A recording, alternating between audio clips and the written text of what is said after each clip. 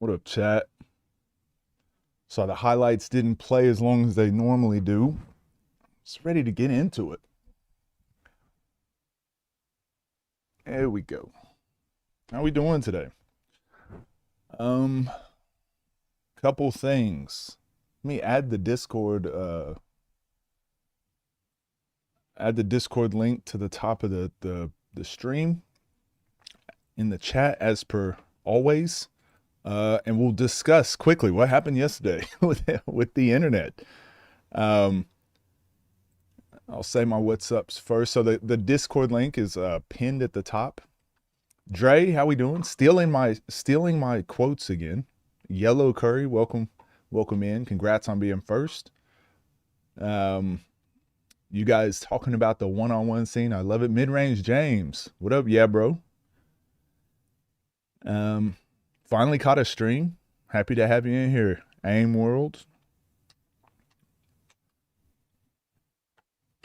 What up, Cherry Lime? How we doing? Adding the Discord on the top. He's ready to argue. Well, just everyone always asks, and I hate when I'm in the middle of a video and I have to go back and like do that. So if it's already there and someone's like, "What's the link to the Discord?" It's on the top of the chat. Um, Hajmore, how we doing? Fabricio, good to see you again. So just quickly, I'll address the internet buffoonery that happened. Um, so I got new internet and it got put in on Friday afternoon. The internet I used to use is 5G, so it's just wireless internet basically from cell towers. So it was good enough to stream, but it dropped out a bunch. It was really choppy and laggy. It just wasn't reliable, so I didn't really want to. I don't know. I wasn't motivated to stream because I just knew something could always happen. Friday, when the internet got put in, my download speeds used to be like 50, 60 megabytes download for no, it was about 80 megabytes download whenever I had 5G, and it was like 8 uh, megabytes upload. The internet I just got is a 1 gigabyte download and 117, 120 megabytes upload. So it's more than 10 times faster than the internet I had, and it's a stable connection. It's hardline connection. So I was excited. That's why when we streamed yesterday, I was so pumped. I was excited to stream, but I did my tests on Friday, the speed tests, and the speed test had me at 500 megabytes download, so half of what we're supposed to have, and then upload was also half. So even though it was still like way better than what I had in the past, it still wasn't. Something was wrong with it, obviously, but I didn't care just because it was better. They sent me a text, so they cut the internet off while midstream. So while I was streaming, the internet just cut off, and I got a text message yesterday while right when the internet got cut off, and it said, "We've completed work in your area to fix." Was that no? First, it was, "Hi, it's the blank assistant. We've identified a network performance issue that may be affecting your service and needs to be repaired straight away. We're actively working to fix it by 3:30 p.m." So it cut us off at 1:30, and it took about 2 hours. We'll do our best to minimize disruption during this time, but blah blah blah, whatever. And then I got the text that it was finished. So we were cut off for about 2 hours. Then I checked my speeds, and now we're up to where it's supposed to be. So, anyways, that's what happened yesterday. And it's funny. It's funny. You remember how yesterday we were talking about? I sent it. I sent it in the Discord too. Actually, I'll play it on screen. Um, we have to go here for a second so I can change this to there.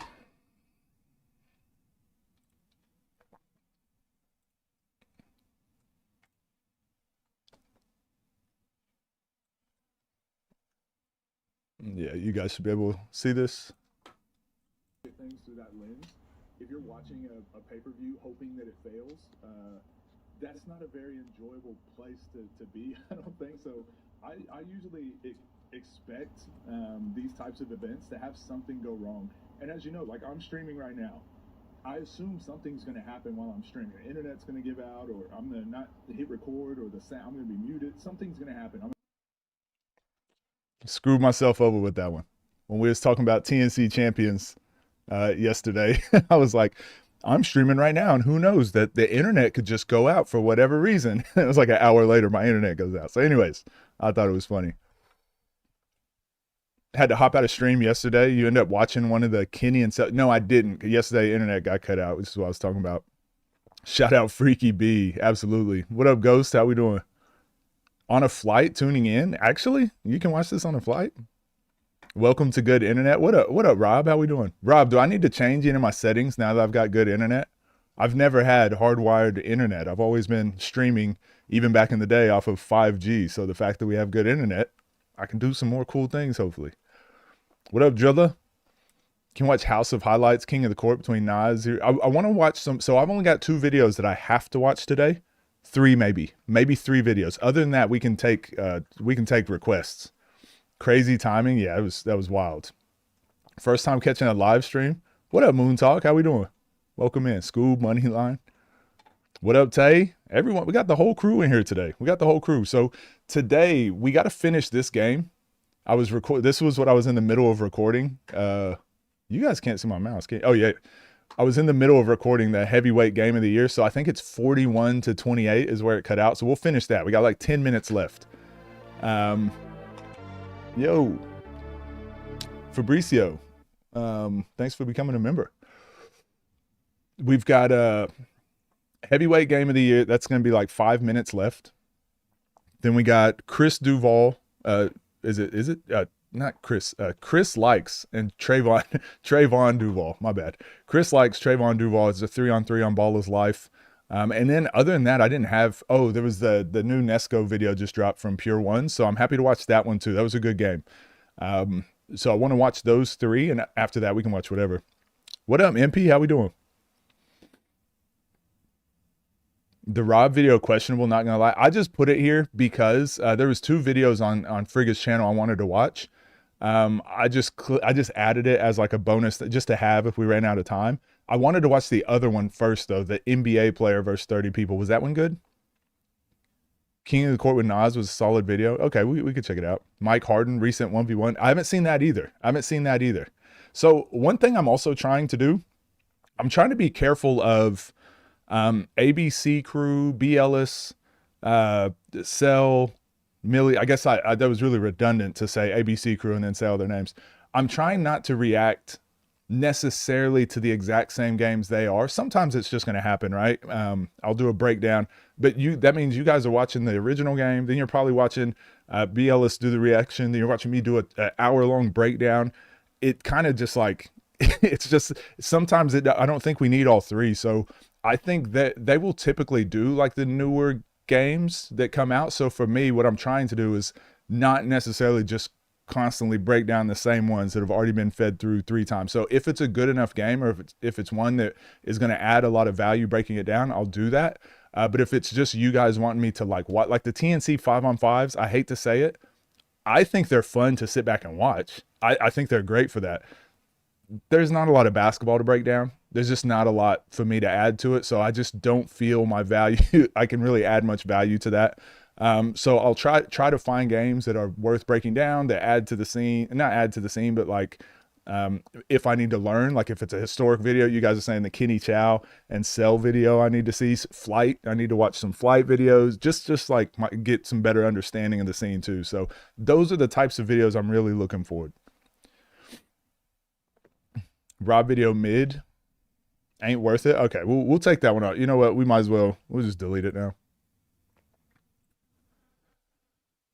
OG, if you remember the old Verse 1 Federation videos.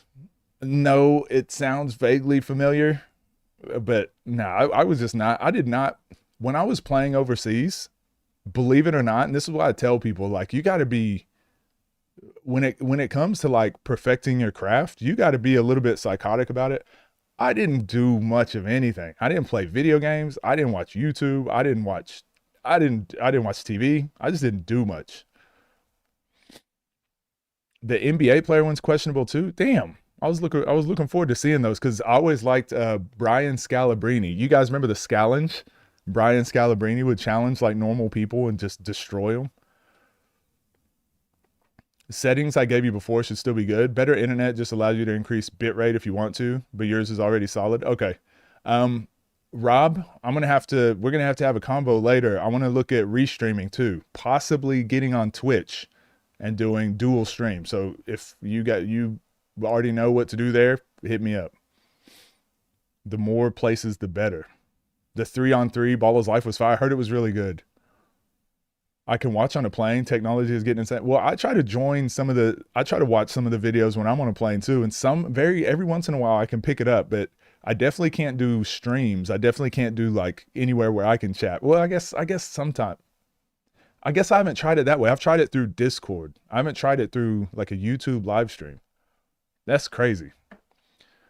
Flight is pure comedy. I want to see it. I've gotten that request so many times. Full speed left, full speed right internet. Yeah, we got it. We got our internet on board finally. Watch the NBA player game. Frigga videos are good videos and enjoyable. It's just not elite comp. Sometimes I like it. Like it doesn't need to be elite comp. Oh, we do have a combo that's going to have to happen today. You guys are going to hate me, but we're going to have a combo later today too. It's because it's not necessarily one-on-one scene, but we're going to have to do it. I keep saying I'm going to do it and I end up not doing it.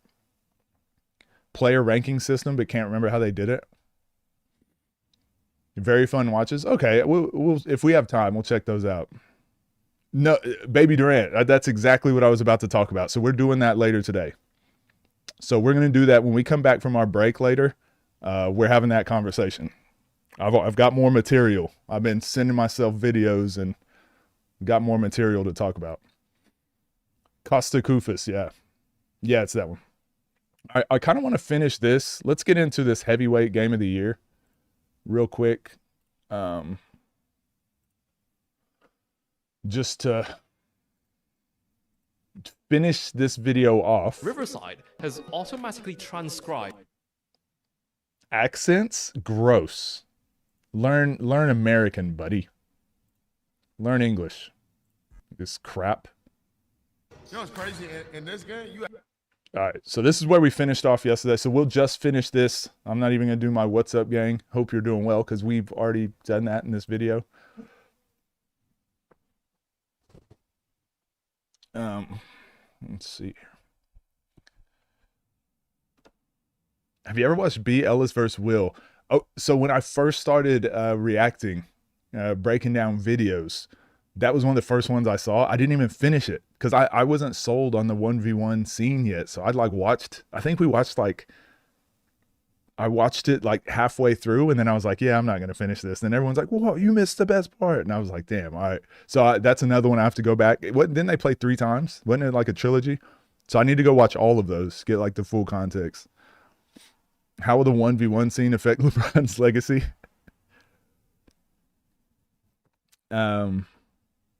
Frigga last 2 vids, good watches. Okay. I've been wanting to check them out just to see, even if they're not great, like I still want to see what everyone's doing. We in here. What up, Breezy? Multi-stream info to the group chat. All right, cool. It's a must. Are you gonna watch the blueprint? When is that? When is that one? I'll definitely, I watch them all.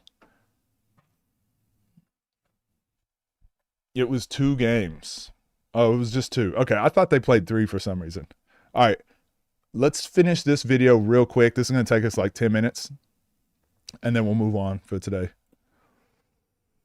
I have no time to complain to the ref. You got no time because you're not sending the ball to the other side of the court. You're staying here. It's a fast break. You know what I mean? What up, DC? How we doing? This is about where it cut off yesterday. And this is, I think I made this point right when it cut off too. The last 20 points or so, no, last 15 points or so, is that it's been both teams, mainly Wani's team and Bruce, actually playing basketball. And then Dooley's team playing through Jeremiah. So both of them like found their identities through this game. So it was really hard to watch in the beginning. But once they found their identities, it was more enjoyable. Like this stuff right here, good action, little slip screen. Yes, he was wide open already. If Bino just bounced past that, little pocket pass, like that's probably a dunk. This is where, again, the more chemistry, the more team chemistry you build with your teammates, the better. He doesn't, still misses him, Ball out of his hand again. We talked about that. You want to have the ball in your hand so you can make these decisions when that window is there. Now it's a tough pass, and it's going to be a tough catch and a tough finish. Still the right decision, though. Nice pass, Bino. So when you guys are always asking me for like the detail, what makes a good point guard? What makes a good passer? What makes it, all the stuff I'm pointing out right there. Anticipating like when that window is going to be open. So check this out. Good pass, great extra pass. One more, two. Please go. Oh. But just because they're playing, getting some actions. I know this was off of a rebound, but Bruce with the cut. If we can get 2 feet in the key, that's when the dominoes fall. That's when the game starts. That's when our advantage starts. So being able to get an advantage makes it more entertaining. When we watch Lamar Peters and Zay, like they can just go get an advantage. Rob does this too. They can just go get an advantage whenever they want. So, but think about this: out of the 6 players on the court, we got 15 potential matchups. So we're adding to this heavyweight class. I think it's really cool that we just adding players.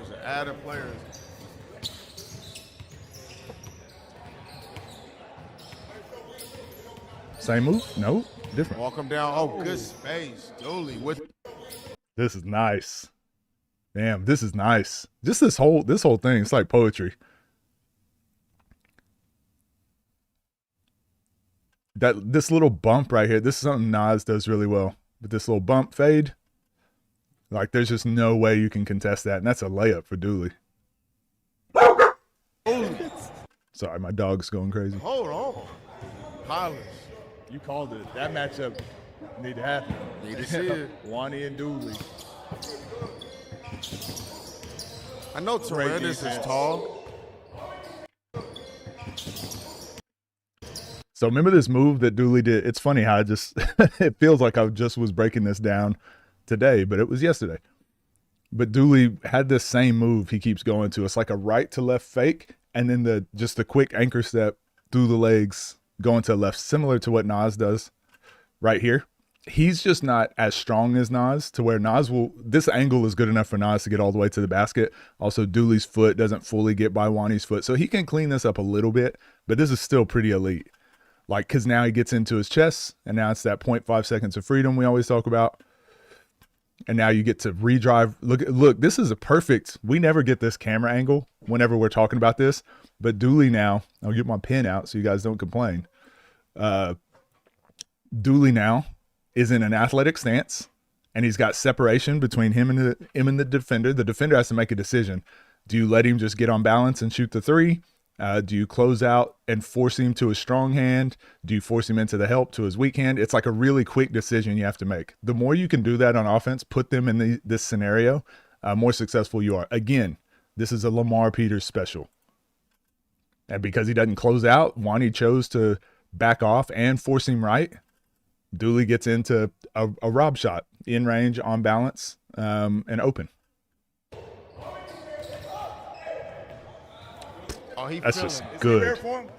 He feeling himself. Hey, you know LP like Dooley, though. You know LP like Dooley. He was recruiting. That's like the understudy right there. Get up. Hell yeah, buddy. That's like the understudy right there. Get up. Hell yeah, buddy.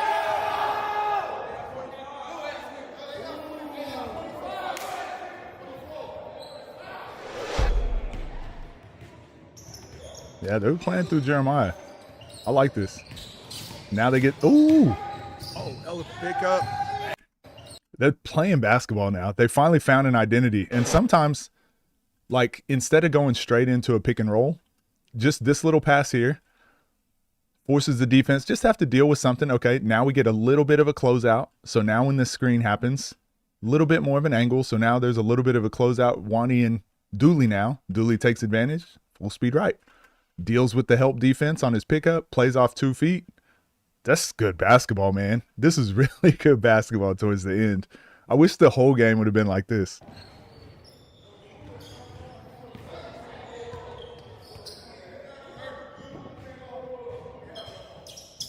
Street Stars versus Rare Form.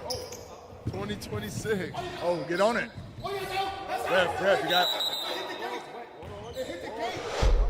And now I can't remember what out of bounds actually is. It wasn't half court. And I don't know if that was fully established. Maybe that's something, I don't know if map is in here, but if you got the rule book, make sure we establish exactly where out of bounds is.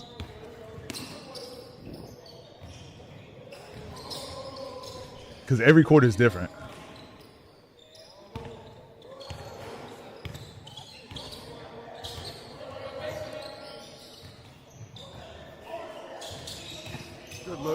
Good look, good shot.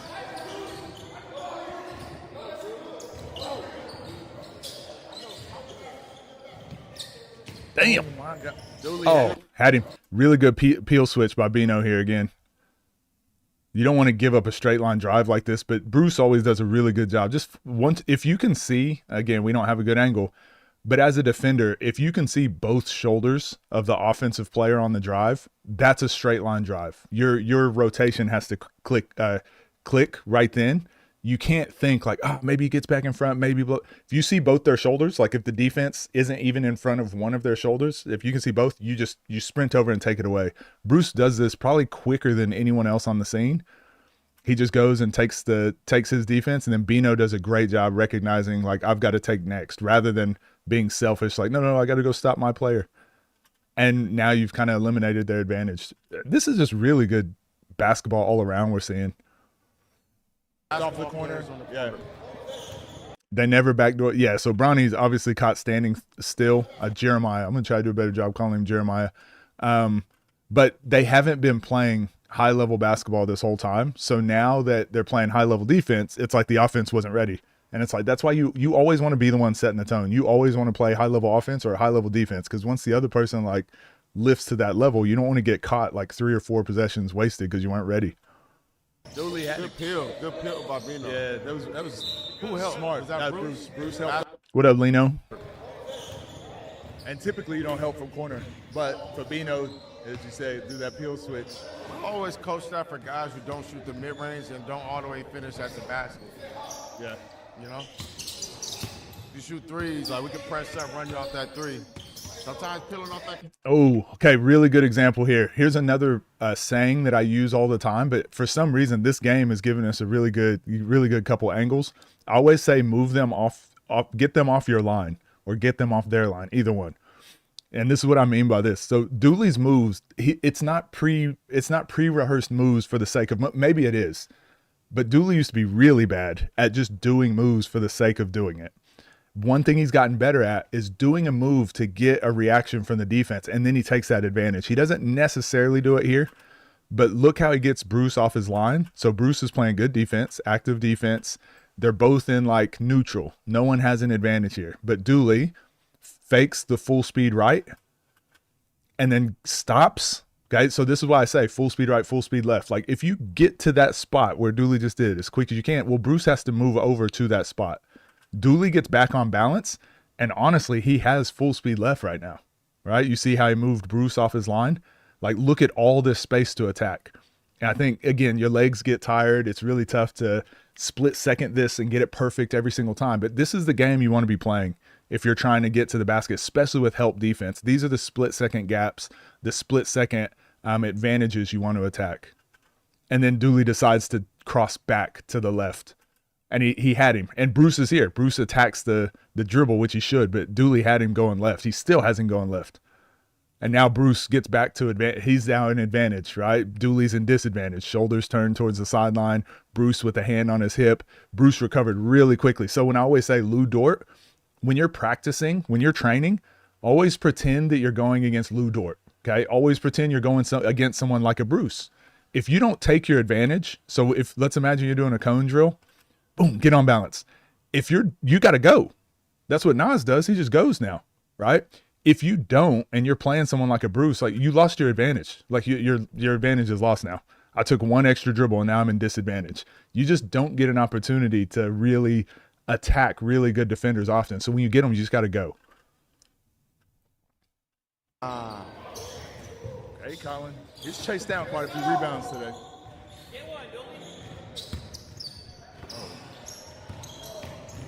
Oh, he read that snatch. Yeah. Still going, though. And he went that time. There we go. And this was from Coach Charlie from Attack B-Ball. Me and him had a conversation. It was a really good one. And we were talking about how young kids just don't like, they think that they're being stopped by the defense, but it's like, no, if you're going this direction, he gets in front of you, then you just go this direction. They can't stop you from going both. They can anticipate and jump ahead, but that's how you cross them, right? But Bruce fully stops him. Exact same scenario, going this way, boom. Now Dooley just goes. Like he's got an arm in there, and I always talk about this. You got to keep your legs moving, just drive through it, but it's just an arm. It's just an arm. Keep driving.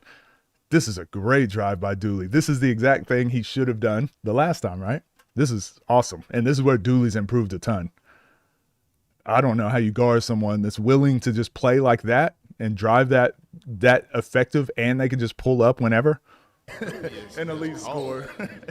He's already. And a one-hand pickup so you don't get an opportunity to make a play on the ball. Around LA, he got everybody respect, for sure. What up, Ryder? He make his money with that 5-on-5, but only a matter of time. Come on, Bronny. You look good out here, man. Damn, Jeremiah was killing this game. He did this exact same move to Bino. Bino needs to understand. I don't think Jeremiah scored going over his right shoulder. Every score was pretty much going over his left shoulder, and he did this exact same move to him twice. You guys know how I always talk about like pretending like you're off balance, so that this defender will start pushing into you, and then you can spin off of it. It's the Shaquille O'Neal used to call it the Shaq-nado. But pretend like you're off balance, and then you just go. And Bino's like pushing into him to keep him out of balance, keep him off balance, and he uses that momentum to spin off. He got him with that same move 3 times. You look good out here, man. Keep going, for real. Keep going. That was a game. That was a game.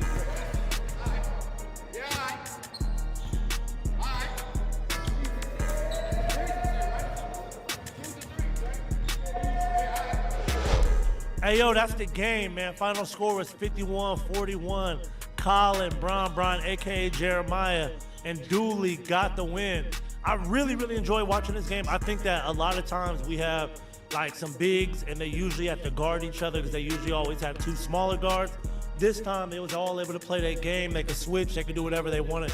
So that was a good-ass game. I don't know. I feel like you was going at it with a few people, man. Who's the matchup? What's the matchup you liked out there? Any of them niggas. Any of them. Give me any of them. I don't care. Is there anybody in particular? Bino was talking shit. I'll get him. And Wani wants it too. Line it up. It's Dooley. Your new name, Lamar said your new name pay-per-view Dooley, bruh. You look exceptional this whole trip, man. What you gotta say about your performance? Shit, I'm just trusting my work, man. Just trusting my work and settling down a lot more. In the first half of the game, I was a little bit sped up due to myself, but once I calmed down and get a feel for that ball, I trust in everything I'm doing, and they was trusting me as well, too, so good stuff. Good money, Colin. I feel like, I was like, this, I knew y'all was gonna shine in this. I'm like, this is really where your space is, man. How you feel out there? I feel great, real comfortable. Easy. It's 3, it's easy. A lot of space. Was there any matchup out there you like? Everybody, is it? This ball, easy. Good money. Hey, I ain't gonna lie. We gotta see this 3-on-3 again, man. We might even do a rematch next series, man. I like this game, man. Let's get to it, y'all. Shout out. Yeah. Let's make this a thing. Yeah. Hey, and they said they liked them in the rematch too. Come on. Let's go. Come on. Hey, what y'all want to go for 20 yards? Go to 40. Let's go 40. Put the money up. Let's go 40. How much I want to put up? Put the money up. Put the money up. 500? Fuck it. Hey, this the OTD way. When niggas start chirping, niggas just play the game, bro. Fuck it. As y'all see, this was not planned. Fuck it, bro. That's what we doing. Run it back. Fuck it.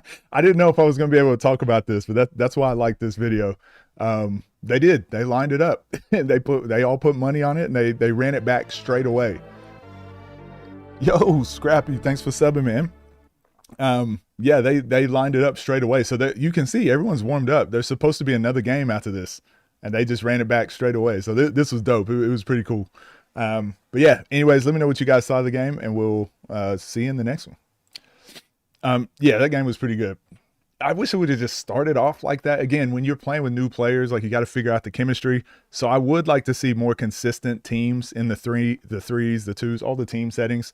But because I think you'll see better basketball. It'll flow a lot better from the beginning to the end. That's why street stars are usually pretty good all the way through, because they've played together. They know how to play.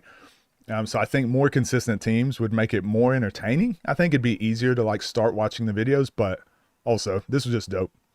What else did we have? Oh yeah, so we wanted to watch this Ball is Life one too. Line it up. Let's get negative. Absolutely. Finally got the fiber internet. We did. We did. What up? We did. We got well, it's not fiber. Well, maybe it's cable. We got cable internet. Pretty good though. What up, Gold? Both earned some respect after the conversation yesterday. You don't always have to agree, but just hear each other. 100%. That's what it's about. And hey, a huge shout out to Scrappy, like jumping onto a live stream to converse your ideas in front of everybody. That's not easy to do. So much respect. TNC 3v3. Who was the TNC? Which one was that? We could watch that. What threes team you think would be good with Dang? The new guys. Let's put it. We need a new team together, like, because we've got some of the older squads. Let's get like Dang, LP, because LP still don't really have LP's got a squad. I don't care what nobody says. That LP, Fombi, and Dooley. That's the team I want to see with LP now. That one was dope. Dang, give me 2 new players. Dang, Bijan, and Keem. Dang, Bijan, and Keem. That's the one. Line it up. That Twos game was nuts. A lot of dead bodies were on that court. Wait, which one is that? Yeah, bro. How many caps I got? At least 3. No, I got a ton back there. I got some in my room as well. What a wild man. Or you mean like cap? That's cap. Oh, someone was asking about the C4. Who was saying C4 sucks? It was in the Discords while the event was going on. That's what I was talking about in the video. That video will come out tomorrow. I think that video comes out where I talk about the whole TNC Champions thing.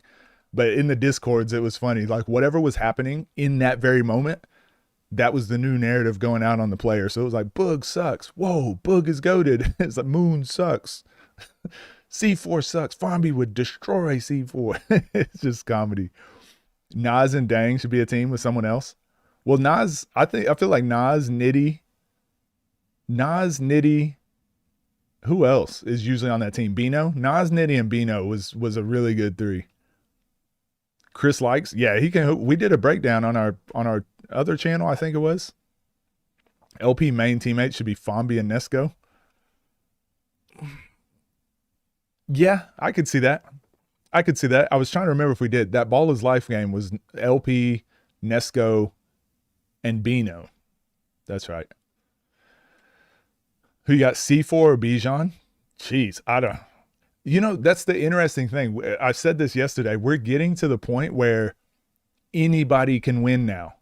Bijan's skill level, like his superpower, he's a little bit like Rob, where it's like, if he's hitting shots, he could beat anybody. If he's not hitting shots, well, then he has to work and find another way to win. But then you got someone like C4. We know he's going to be scoring a certain amount because of his athleticism, right? Your athleticism isn't like game to game. So it's really more on like, is Bijan hitting, like how well can C4 contest that quick pull up? And that doesn't come a skill thing. It's more of a game plan. We're getting to a point where game plans matter. Who had the better game plan? So I would say, if I had to put money on it, I'm going to say C4 because his superpower is more reliable. Not saying Bijan's isn't, but at the same time, Bijan he's just been destroying. He's been dominating. So I don't know. I would love to see that game. The only reason I think C4 would beat Fombi, the only reason, because I do agree Fombi is still like a top 5 talent, but I do think what separates the top 5 players right now is just they have a drive to win all the time. And that's why I still need to really iron out this. Having that conversation with Scrappy was good yesterday. I need to iron out that 5th spot. It's always changing, but that 5th spot was Nesco. I was pretty firm. I was pretty firm with that back in December. Nesco was my 5th. But then as this year's gone on, now I'm kind of like, all right, that's where Rob, I think, is snuck in, where just because that desire to win, I think, for those top 5 players is their superpower too.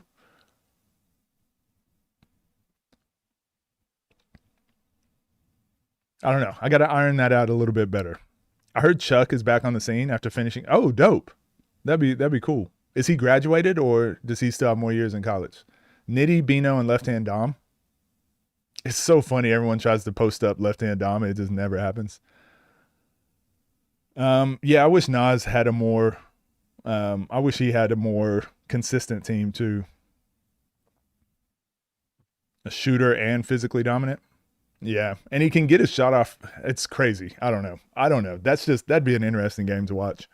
It really comes down to, can Bijan guard C4, make it tough enough for him? Because and I think he can. Burke versus Keem. Yeah, when Burke is back, jeez, he's got a lot of matchups.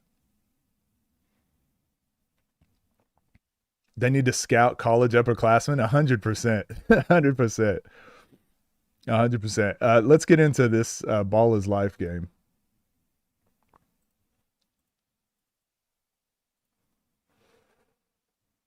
Welcome back to the crib. And then you guys let me know. You guys let me know what video. Should we do the Nesco video that just dropped? Let me know if you guys want to do that one next. And then after that, we can do whatever. Would it be good to do a coaching draft with ABC? You and whoever coached the teams you draft. It'd be cool to do, but like, that takes the platforms working together, right? Already got a game next couple weeks. Even Nas is betting against him. Damn. No, Baby Durant, you're right. People could probably start making some good money. Honestly, being a scout and getting people into the one-on-one scene. Maybe you charge people $500 or something every time you get someone on. A Malcolm game. What channel does he play on? What platform? C4 versus Nitty and Bino. This one is one of your favorites? Yeah, Hamid playing Moon this weekend. Isn't it this weekend? Yeah, it's this weekend. That's going to be a good game. I can't wait. I can't. Actually, no, we need to watch that game. Sorry, guys. John Only Speaks brought it to my attention. Because they're playing this weekend, we need to watch Mead play, so we can talk about it. All right, here we go. Most won't translate, blah, blah, blah, blah, blah, blah. Yeah, true. What's up, gang? Hope you're doing well. This video is the 3v3 from Ball is Life. It came out 2 days ago. Go like, go subscribe. This is 5-6. Chris Lykes versus Trayvon Duval. Was an instant classic. Oh my. Lykes, Caesar versus Duval, lefty. Don't ever interrupt me again. Ever. By donating me money, okay? Ever. But thank you for the $2. Tell Keem he needs some real Dallas teammates. Me, fly out there, be a corner man. Fly out there. I appreciate you, Tech Homeboy. Raiders All-Star game, definitely going to be something to watch here. You know, as we don't really know what some of these guys are going to do in a one-on-one. We see Lefty. Really, it's just Trayvon Duval. Oh, so these were twos. This is what you were talking about. To see him right now. We got a lot of firepower in this matchup. Let's get straight.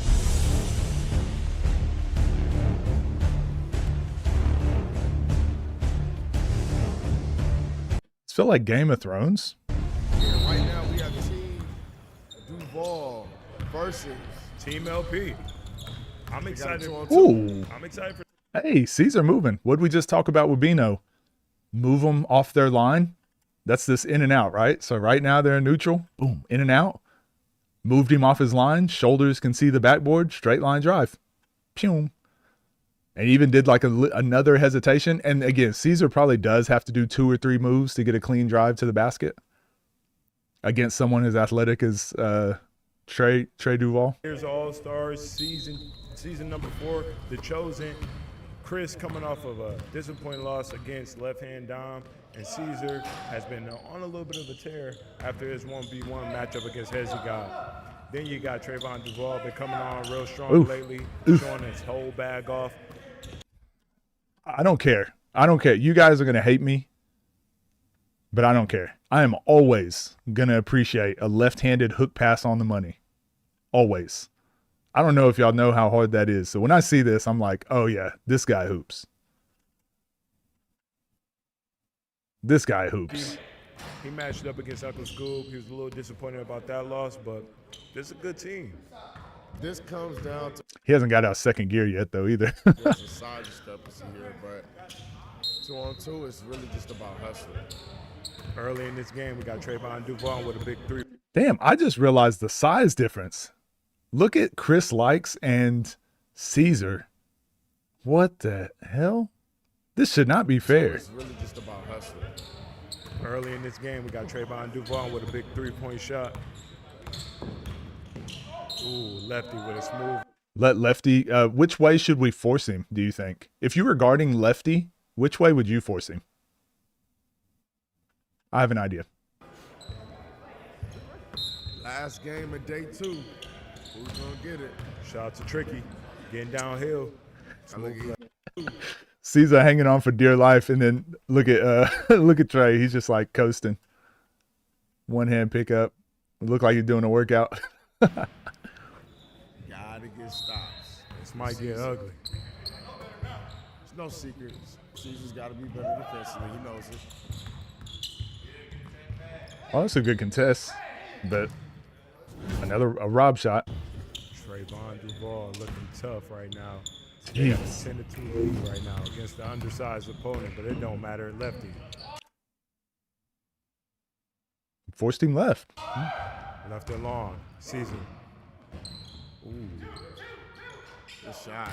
Should have got his foot behind that line. I feel like Caesar in that play just didn't think he was going to be that wide open for so long. He's looking to attack. Okay, Chris, let me see what you got here. Snatch back. Over to Caesar, corner tray ball.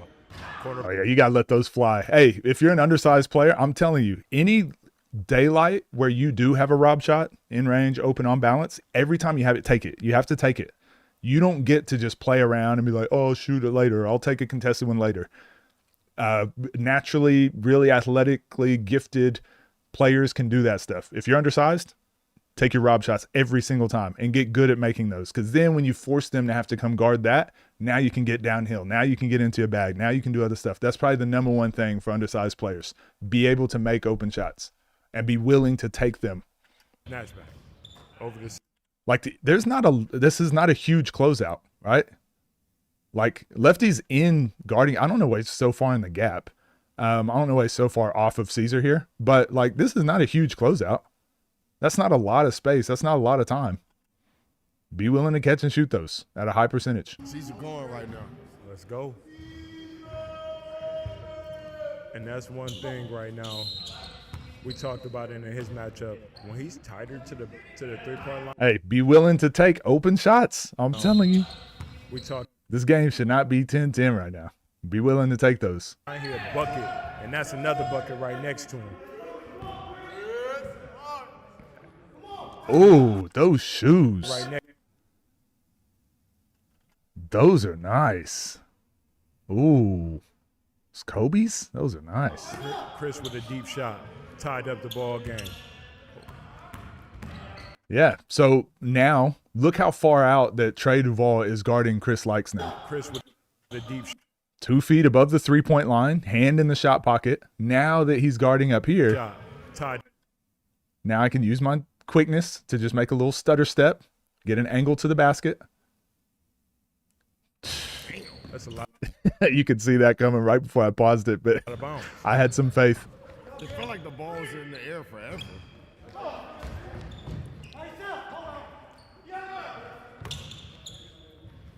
Kind of got it out of bounds. Good defense. There we go. This is what I want to see. This is what I want to see. He stepped out. Get to the lane. This is what I want to see. Good hip swivel here by Caesar to But again, if Trey Duval played defense like this every possession, like it's hard to imagine Caesar and Chris Lykes being able to last for a full game, right? But sometimes it's what it takes. Like Caesar and Chris, you just got to play harder. You're smaller. You just got to play harder. Is what it is, and that is a skill. Right? That is a skill. But good, like he's attached, and then Caesar does this little hip swivel to create just enough space right here.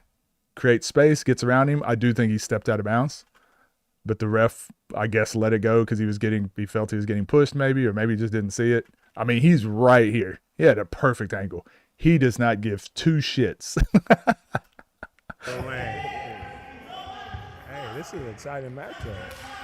Like that. Turn the match back up. It kind of got quiet in the Good building, look. but I feel the energy. What?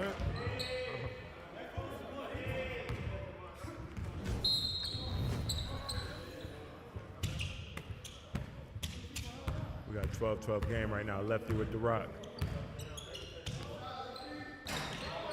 And this is why I always say, like, don't let him off the hook. So I know Lefty is a shooter, like elite shooter. But, like, you got the height advantage. You don't want to be settling for step back. Yes, it's a rob shot, but it's still – you just don't want to – you just want to make him deal with you. Get downhill. Get downhill. See if he'll force you right. They've let you go left. Your name is Lefty, and they've let you go left every time. Just keep doing that until they back off. Now you get more open. I don't know. There we go. Damn. Easy. He's coasted into that. Throws the oop to Trey You Duval. got to clear that? Scoops and Chris. Fiber optics installed? Absolutely. We saw that earlier in his matchup with Dom. Ooh. Yo. Yo, hold on. Epic Athletics, thank you for the $10. What's good, Coach? Moon and Lat played Sunday. Who you think pulled it off? I'm going to naturally go with Moon. My heart says Moon. No, my brain says Moon won the game. My brain. But my heart says Lat. My heart says Lat. That's my hopes. I think it would be good for the scene. We need Nas to lose. We need Moon to lose. We need Zay to lose. We need everyone to lose. We need everyone in the top 5. We need whoever Rob plays, they need to beat Rob. Everyone in the top 5 needs to lose. Get them out of here. Get them out of here. I'm kidding, by the way. This move is insane. We saw that earlier in his Denies the screen to set him up because Chris Lykes was going to fight over the screen. So he goes behind the back. matchup with Dom. Lefty just fell asleep, but he should have. Now he had a really good angle on that screen. But then just with the little Euro here. Good Lord. That's crazy. It's a different space. You got to play with a little bit more physicality. Hey, Trey downhill is a problem, low-key. Low-key? Chris Lykes was just cooking in Belgium. Yeah, we did a breakdown of one of his games too. It's good. 20 is halftime. Game going to 40. Back and forth we go. Trey Bauman. I mean, it's still a one-possession game though. It feels like they're losing by 10. Their matchup right now. Switch It's a one-possession game. Oh, ball right in front of Chris. Oh my God. Have you seen him? Oh. How do you cross people? Oh. Go full speed. Ball right in front of Chris. A little push on the back. I love it. Oh my God. Have you seen him? Hold on. This is why y'all want to know why the referee wasn't watching the out of bounds. This is just a dude in a striped shirt. You guys thought this was a referee. It's just a guy in a striped shirt. Watch him when this shot goes up. Look at him. He's a fan. He's just a dude. He's just a dude in a striped shirt. He's a fan out there. What a move by Lefty. Just put a little too much on it. Caesar working out. Ooh, loses the handle. He's like, okay, I got this. Walk down, step back. Hey. Can't get it. Bro, Trey Duval, he's just like so nonchalant. Oh, got his hand. Get your hand out the cookie jar. But honestly, like if I'm Trey, I'm gonna keep going straight down. What is he gonna do? What is Chris gonna do if Trey gets in the paint? That's what Dev's talking about now. Like keep going downhill. Make them deal with you. Use your athleticism, Use your height, all that stuff to your advantage when you can, because it's going to force them to overplay. Now you can get into whatever other stuff you want. Throws. And Hezzy God pulls up right on time at the end of the day.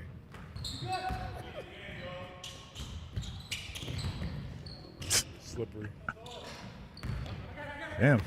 Lefty is not hitting. Ooh. Behind the back, into the leg. Nice potato. Hey. Full speed right. Beep. Full speed left. He's a showman for sure. Damn. They just playing hard. When you're little, you got to give like 80 multiple efforts, 100%. And damn. Duval just backed up again. Oh, he can shoot that basketball. The way he shot these last two, like you knew they were going there. Got a 2-point lead right now. Oh. Over the. Hey, again, good basketball. This is a great game. Drives the gap. Really had a layup. So Lefty did actually have to come over and help. You rarely see that in 2-on-2. Left hand push pass. Again, this is tough to do. Your retreat dribble, left hand push pass on the money so that Caesar gets this closeout. And because Caesar has been willing to catch and shoot his open threes, look how hard this closeout is now. Now he attacks off of it, get into the basket, draws a foul. They're just playing good basketball. They're playing really good basketball. And it's not saying Lefty and Trey Duval can't. It's just like they probably thinking too, like, oh, this is gonna be easy. They're shorter. We can just play. We can half-ass it. And it's like if you're smaller, you can't. You just don't have that luxury. And now they're up 2. With your back to the. Go shoot it. Right by. Oh, he had him. No good. He had him, but because he blocked him, I think he had that in the back of his head. 15. Good freeze. We're going to let Lefty go left again.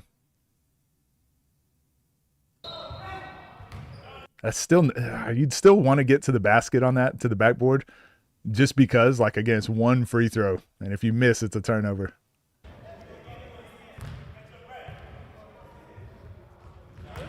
Lefty gets it to fall. 3 mixtape legends on the court. Caesar had a great high school mixtape. All 3 of them did. Love to see it. Lefty with the rock. Hesitation. Driving downhill. That's ball. Full speed left, huh? Lefty? Caesar, tray ball, corner pocket. Bruh. Be willing to take these open shots. I'm telling you. How many times do we see, I call it out every video as well. How many times do we see guys overthink this? Like he'll run out and it's like, I'm open. But he's open too. And then there's a guy closing out. I need to pass it. A lot of guys will pass this. You have to get to a point where it's like, no. Like there's no decision to be made. You're open, you shoot it. Because what will happen is Duval might read that and get a steal or read that and close it out. And then you lose your advantage. Be willing to take these shots and shoot them at a high %. Nothing but the bottom. Caesar's going. Halftime. He's going. Got great energy. The duality of ball is life players. Look how intense Caesar is. Halftime. Look how intense he is. We got Ty Glover over here yelling and screaming. Then look at D-Bones. Just woke up. Dang is actually asleep. Dang is actually asleep sitting up. Crazy. Got great energy. Gotta love Caesar, right? Hey, love the energy. Damn, Caesar got 14.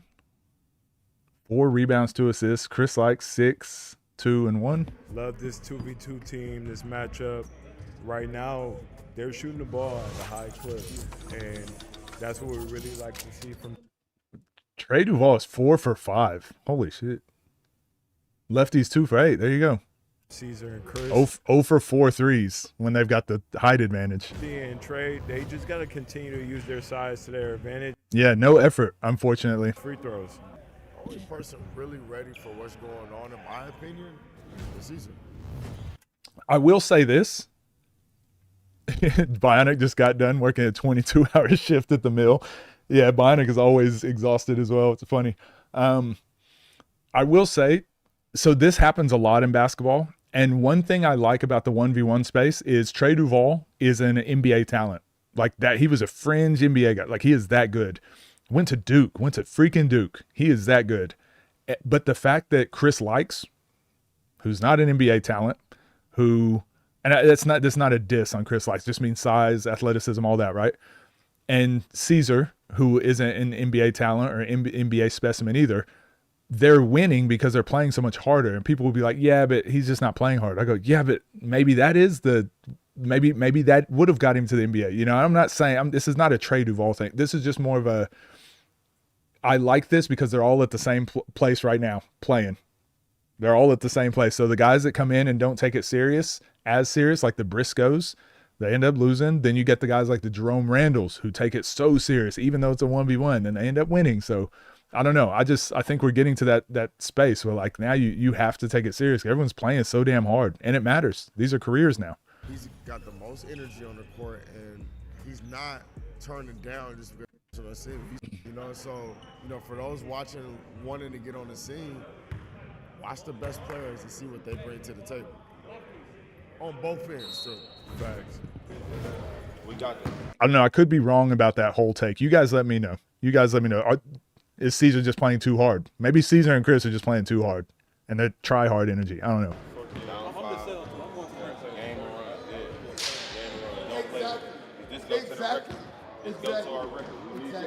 Exactly. We did exactly what you got.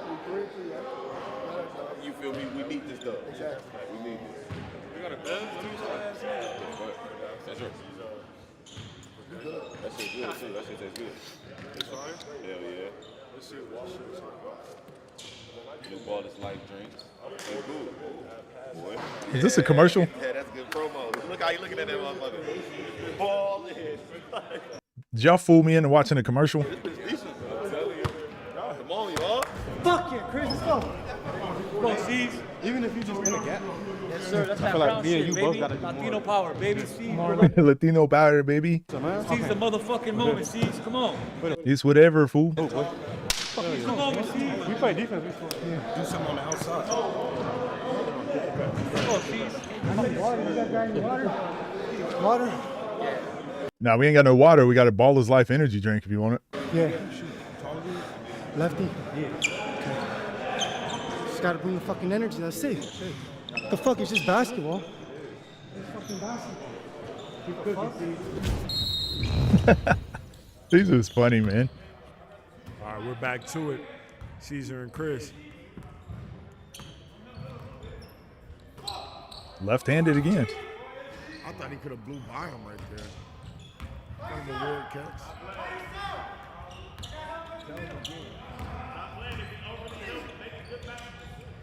Just like that.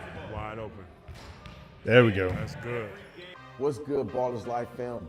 Even that was better just because it's like it started with a drive and kick. The highest percentage threes are the ones that like touch the paint first.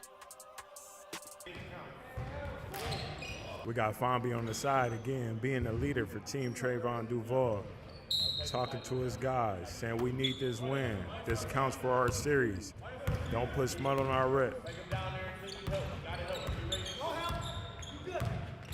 Whoa. You got it. Nice turnaround from Lefty. That is not the move I thought he was going to do. Oh. Oh, he made him check. This move right here. Ugh. Oh, he made him check. Bro. Duval's so cold. Oh, he made him check. Oh, my God. Hold on, y'all. That's crazy. What a move by Duval. So this is one of those finishes where you're like, yeah, it might not be as impressive to you guys because that was on Caesar, right? Oh, you shouldn't have to do all that to score on Caesar. This works on a 6'10" player. What a move by Duval. This move right here, because Caesar jumps, and now look, he's jumping away, and he finishes outside his body. Like that works on anyone. Specialist. Oh, well, I'll see you later, Chris. He got crossed because he's fighting over the screen, but damn. Oh, well, I'll see you later, Chris. Can't get the three to fall. Whoa.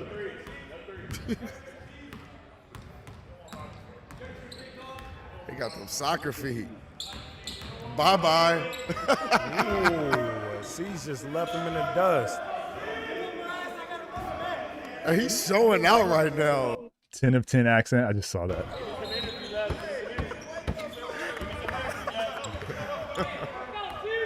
All right, here we go. Chris with a smooth pull up, left it short. The hand changed that. It was good defense there by Lefty. Chris is taking a couple deep twos. He's still got to figure out the one-on-one space and the two, like the spacing and everything. He's playing. Chris Lykes is still playing like it's FIBA basketball, or like it's basketball with a shot clock. He makes a move and he goes in. He's like, I got to shoot. He could actually back it out, make him guard him again. Look at Caesar. Caesar's like, oh, okay, good defense, guard me again. Nas does that. Scoob does that. Zay does that. Rob does that. Chris needs to do a bit more of that. Once they stop, just back up. You can go again. It's unlimited dribbles, unlimited shot clock.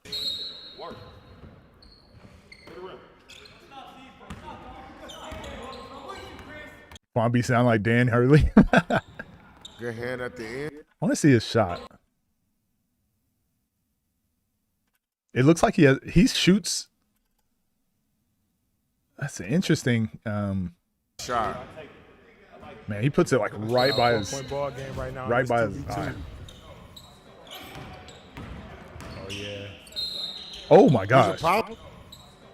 This is an and one. I don't care what nobody say. Bro, again, we talk about having a handle. It's just these sort of things. Look, he's dribbling the ball with it. We're going to slow this down. This stuff is so tough to do, and this is why I think the tennis ball, like the two ball dribbling, the tennis ball, and juggling the ball and doing all that hand-eye coordination, it's not to get better at the drill. It's to get your brain thinking two different things and getting your hands moving independently of each other. He's dribbling the ball with his left hand, and then he just picks it up and cups it to go over the top, switches hands, and then finishes outside of his body with his right hand. The ball went from, with no dribbles, the ball went from here because he picked it up with his left hand, and he finished with his right hand right here. So let's look at the distance he covered because he's able to switch hands. The ball was here. He finished here. That means as a defender, you've got to cover that much space to defend him. And at any moment he could have like Euro slow stepped and come back this way, finished outside of his body. So I think when we think about receivers, one thing that they look at when they're looking at a receiver, it's not like, oh, what does he look like? It's no, where can we throw that ball? Calvin Johnson was a perfect example of that. You could throw the ball here. Calvin Johnson could get to it. You could throw it here. He could get to it. So really what the defense is having to guard is not Calvin Johnson. They're having to guard this whole area because the quarterback can throw it anywhere at any moment. Trey Duval is doing the same. You have to guard from here to here because he can finish outside of his body with either hand. It's freaking crazy, man.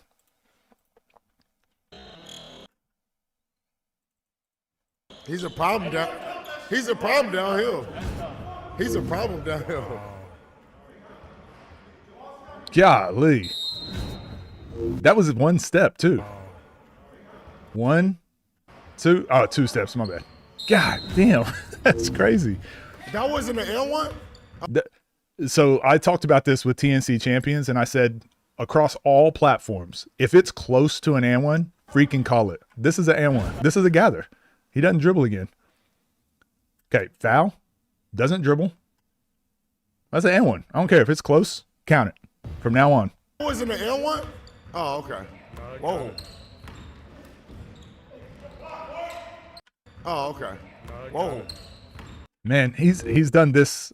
So when we talk about pace, any young guards wanting to learn pace as well, he's done this move twice where he hesitates to the right, and then look how he throws his left leg out. Again, I always advocate for the onside step. Try to cross people and step with your onside foot. You can cover more ground rather than trying to cross over with that foot. Yes, you can learn both. You need to learn both. But he's used this multiple times. Get them off their line and then beat them to the inside, similar to what Dooley was doing too. But the different pace he does it at, this time it's just super quick. Gets him off his line. That's how you fit into those smaller gaps. So if you do a crossover step and he stays with you and pushes you, it kind of pushes you around the elbow. But this is how you get into those smaller gaps. It's just these straighter, tighter angles. Again, think Nas, think Zay. Perfect at doing this stuff. He's using the slow step way too much for having the height advantage and athleticism advantage. He just needs to pick the ball up here, plant off his right leg, and explode at the basket, at the rim. Like, they can't do anything with that, but because he does a slow step and they play it perfectly, Chris Lykes, like, blocks it. That's tough. They're going to have a hard time rebounding out of this. Caesar with the rock. Looking to get active. Ooh. Man. Caesar. Hey, Caesar a little swag. The hand behind the back, like a matador. Yoink. Man. What? The ref called out this time? Well, didn't call it last time. Thought those was the new rules. I'm not gonna say that. Bariqua, what up? Time to defend. Lefty, full speed left. He needs to be able to go right. I think we talked about this when he played. Was it Scoob that he played?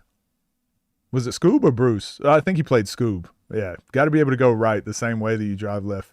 And because his angles aren't great. You want to fight to be inside the elbow or inside the block.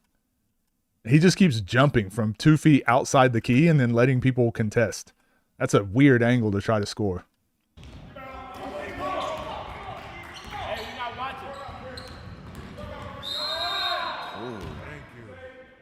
And you just haven't seen it from Chris since he's been on the. Yo, what up, Map? Speaks for. Hey, Map, one thing with the rules, we got to look at, make sure it's very clear where the out of bounds is. I was just watching the OTD game, and they're like, it's the barrier. No, it's the half court line. No, it's the barrier. I don't know if that's in the rules, just being very clear with what the out of bounds and lines are on the court. And then I think telling the referees, if it's close to a gather, we got to count the and ones. They keep calling stuff on the floor, but it's like if it's close to, it's NBA rules. If it's close to a gather, like we want to see the players play out the play.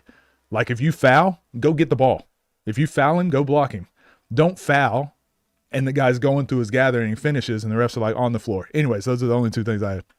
But he's got to get aggressive. He's been quiet out there. You know, he's just not the dog that you need him to be on this scene. He's not yet. Not yet. Big shot by Team Scoob there. But sometimes you just got to fill it out a little bit. Ooh. Oh, he had him. I think he could have crossed him there. Damn. Yo, hey. He got him to turn his hips again. 0.5 seconds of freedom into his chest. He just spins off of it. Plays the bump perfect. Oh. Chris with a great Oh move. my gosh. Sometimes you gotta fill it out. That was nice. That spin move into the nice midi. It's really Caesar believing in his team. School coming over, hyping his DMV native. See, he did the same thing. So look at this play. Look at this. This play was way better. Look how long Chris Lykes has the ball. He's got the ball, gets a switch.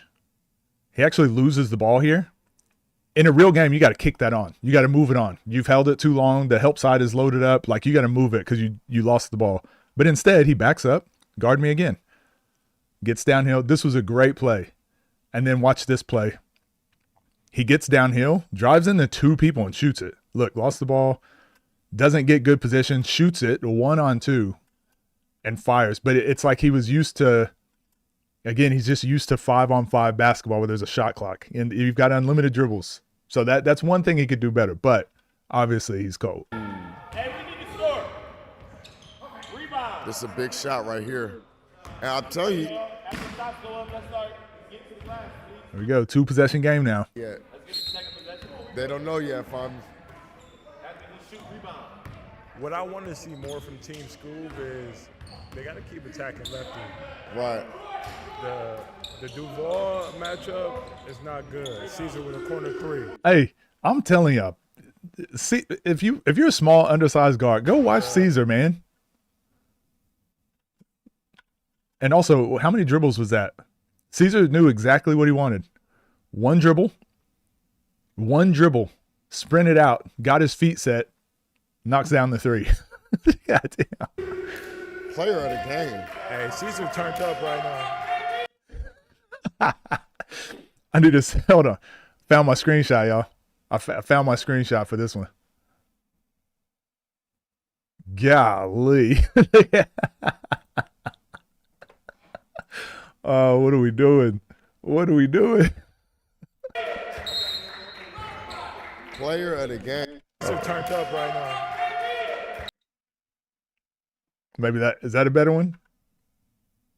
Because the score won't be in the way. We'll take them both, and we'll see which one's better. Comedy. Didn't he play ones before this? Player of the game. Yeah, he played Dom. And the 4 dribbles kept messing him up. From deep.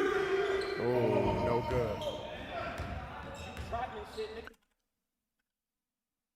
Now look. So think of the step back threes that Lefty has taken this game. He's taken a couple step backs. Like, he's a really, really good shooter. He's an elite shooter. If I was going to talk, his elite skill is shooting. But he's taken step back threes, but he's not taken the most efficient three in team basketball, which is, how would Caesar shoot this three right here? Look, he's jogging out, 2 dribbles, step back, undecisive. That to me is like, he's in his head now. But those are the ones you got to take. Those are the highest percentage 3-point shots.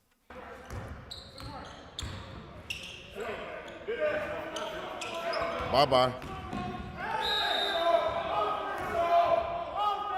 So he said, so right here, Map, what are your thoughts on this? So he grabs him, and he's got the ball picked up. He calls on the floor. Bye-bye. Like, to me, like, he's got the advantage. It's on the floor. That's an and one, right?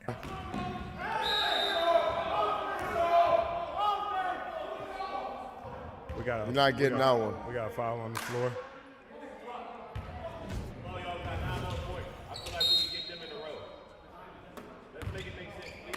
Like, it's like they want to prolong the game, or they want to be like, earn your buckets. But I'm like, also play better. Like, that's an and one. That's a bucket. He had a bucket.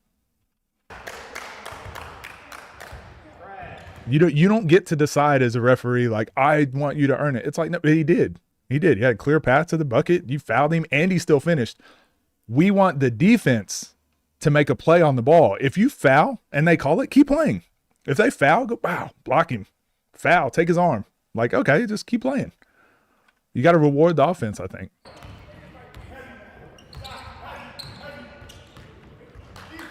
Do I think Trey does well in the G? Yeah, I mean, he's an elite player. Honestly, what it looks like it comes down to for Trey is, I don't know. I don't know him. I don't know what effort or like what motor he has, but like skill-wise, he could play. It's honestly, and it's probably height. It's probably just height and athleticism. There's a lot of guys that can do what Trey Duval does that are just like 3 inches taller.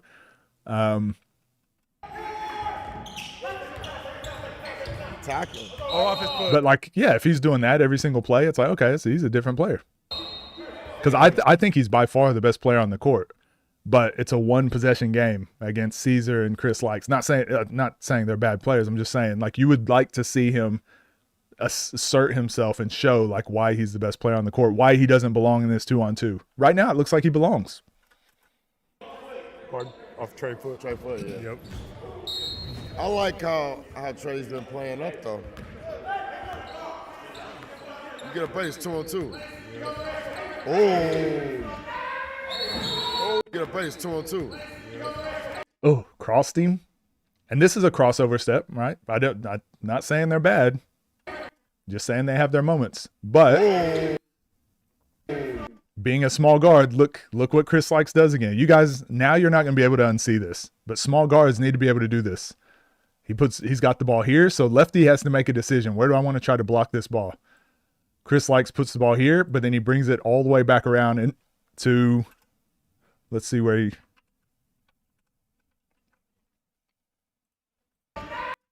Yeah, all the way to here. Get slapped in the face. But as a small guard, you got to be able to move the ball like that. Oh. Damn, what a move. Good move by Chris. Wow. Going to the line. Scoob is irritating the corner man. Yeah, chop it up with him. Big free throw. Ooh, Chris with a huge free throw right Damn, this is such a good game. A 2-point game in this 2v2. I like what I'm seeing.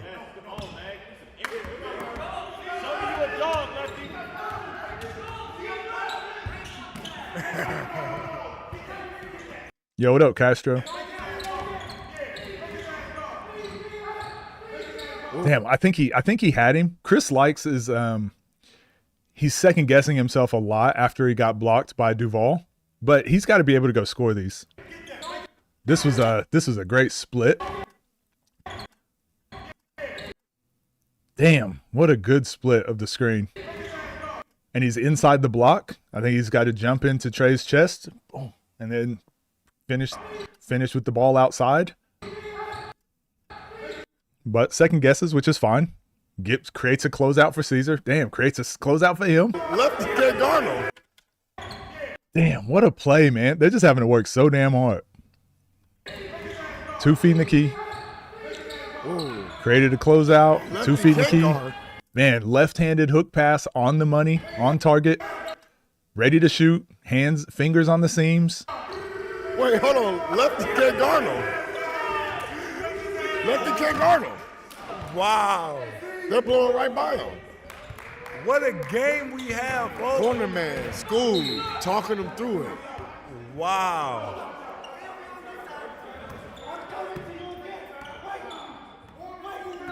Caesar talking them through it, a vet.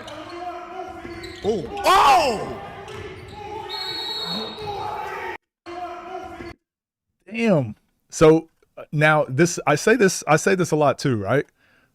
Chris Lykes and Caesar have only hit on balance threes. They haven't hit step back threes or hezzy pull up threes. It's all been like high percentage threes. But because they've hit a couple, even these hesitations work now. It shouldn't as a defender. It shouldn't work, but it gets into your brain and it just happens when you're in the moment. But now all your moves are opened up because you're willing to shoot open threes. This little hesitation here. Lefty like plays it. Now he's like lifted out of his stance a little bit, which allows now Chris Lykes to fake right, turn his hips. That little onside step we just talked about with Duval gets to the basket, got him off his line, inside the elbow. Damn. Great play. Sometimes it just takes a second, bro. Can I say something? Please. Don't ever doubt my matchup. Oh, AK said you better not doubt the match. Is 3 refs too much for a pay-per-view? I don't think so. I think 2 is fine if they've got really good chemistry together. 2 is probably fine. 3 if you wanted to have someone like count. I don't know. So he's comfortable now. Hey, Trayvon just came over to Fonby and said, Chris comfortable now. It's over. It's over. No. Move, Caesar, move. It's over. It's over. No. Move, Caesar, move. Caesar. School, put some shoes on. Hold on, we're not biased. I'm just enjoying watching Chris play right now. Come on now, Chris, work out. Step back. Oh! Hey, we got a score. Yeah, Same thing. Duval doesn't go take this 3 too. And again, it's like because he doesn't have to. He doesn't have to earn every single shot. So they're not thinking like efficient basketball. But right now, there's no one in the picture. If he sprinted to the 3-point line and hit a 3-pointer, that means the next time he sprints to the 3-point line, Caesar's sprinting full speed to take it away. Now Duval just gets to the bucket, gets a dunk, wide open, right? But instead, he's like, no. I want the challenge. Let's go one-on-one. Let's dance. Rebound. Stop this fucking rebound. Get to that mid-range. Good tip. Caesar for Big 3. shot right here. Oh, Caesar with a huge 3-point shot. Oh my God.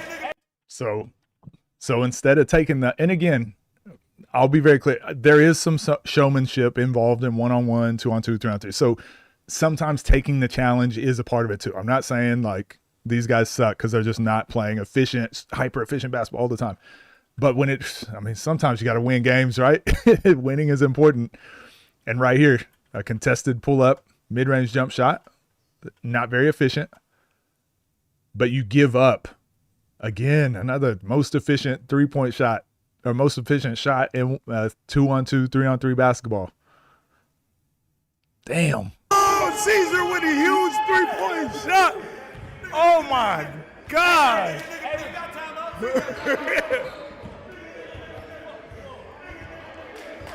Wow, Chad, we got a good one, AK, Chad. the mastermind behind the matchup.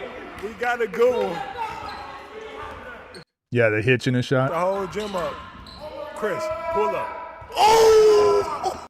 They didn't turn the Damn. whole gym up. That separation. Damn. Chris, pull up.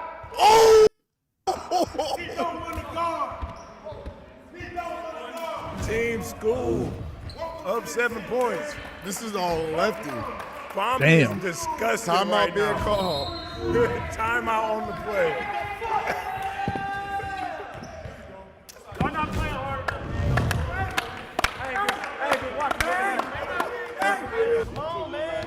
They playing harder than y'all. That's just what it boiled down to, bro. We literally they playing harder than us. There you go. Come on. Come the fuck on, man.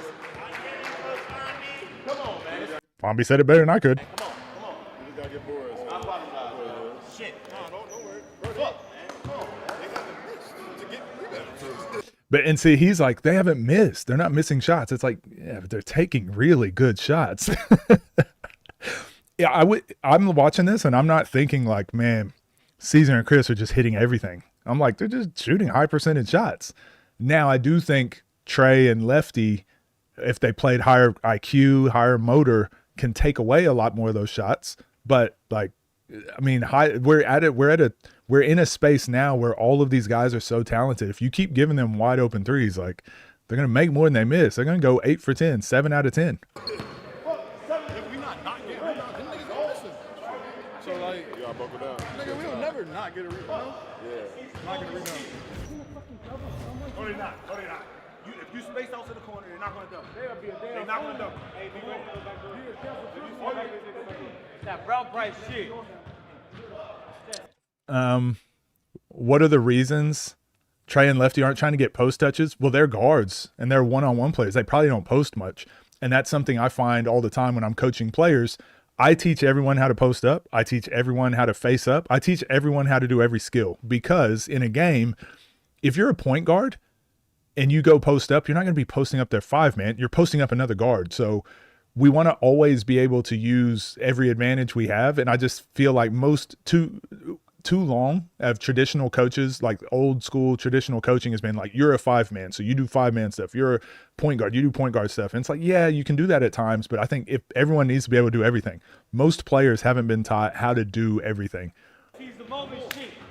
efficiently. Yeah, Jalen Brunson, Chris Paul. Like, look at all the elite point guards. Steph Curry is running around. He's the best screener on the team. Familiar with Chris Lykes. Check his resume. He is somebody to follow. They try to count us out. They try to count us out. No.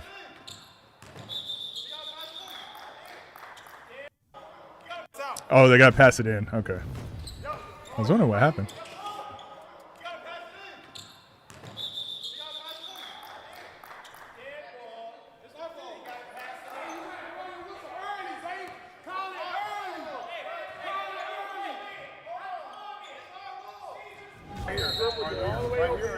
Damn. Again, referees take control there. They made it right. I don't like the pass in rule.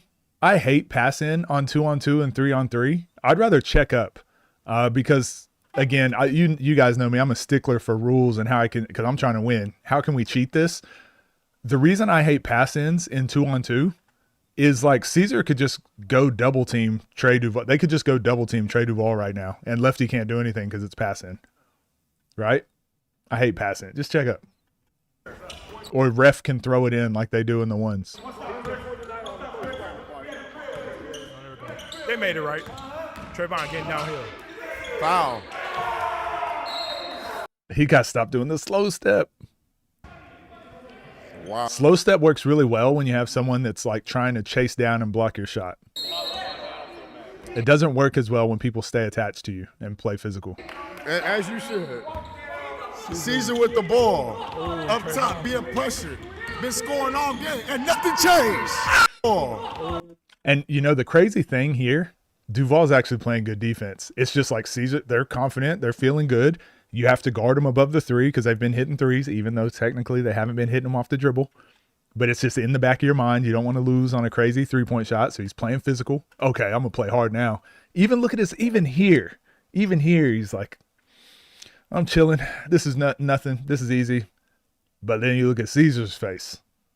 Look at Caesar's face. He's seen some shit, okay? He's seen some shit go down, all right? Little hip swivel again, creates some space, gets him off his line, full speed right. Gets there before he can challenge. Like, shit, I don't know, man. Game of the day. Game of the day.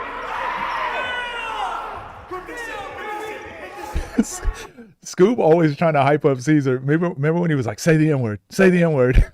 And now he's like, rip this shit, rip your shirt. Hey, what you say when you walk in? Sometimes what gotta happen? Sometimes you gotta get an ass whooping so you get yourself right, get back on track, and that's what he did. And nobody knows that better than the Hezzy guy. They trying to count us out. Hey, they're trying to count us out. We ain't right back though. Try to ride us out. We ain't right back. Hard over height is the. We got to work on that delivery, but I get what he was saying. Scoob was like, they tried to count us out. And then Caesar's like, yeah, they tried to write in checks that their nose can't. They write us. We didn't write back. We didn't write back. We got to work on it, but we'll get there. Caesar, 24 points. He went 10 for 14. 4 for 8 threes, 7 rebounds. Chris, like 16 points. Damn.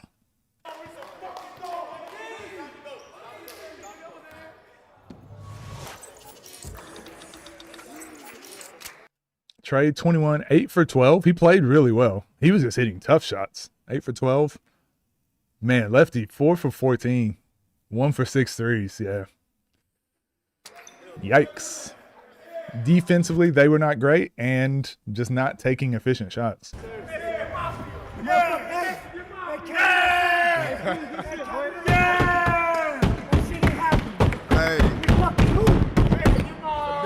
And sometimes that's a big win.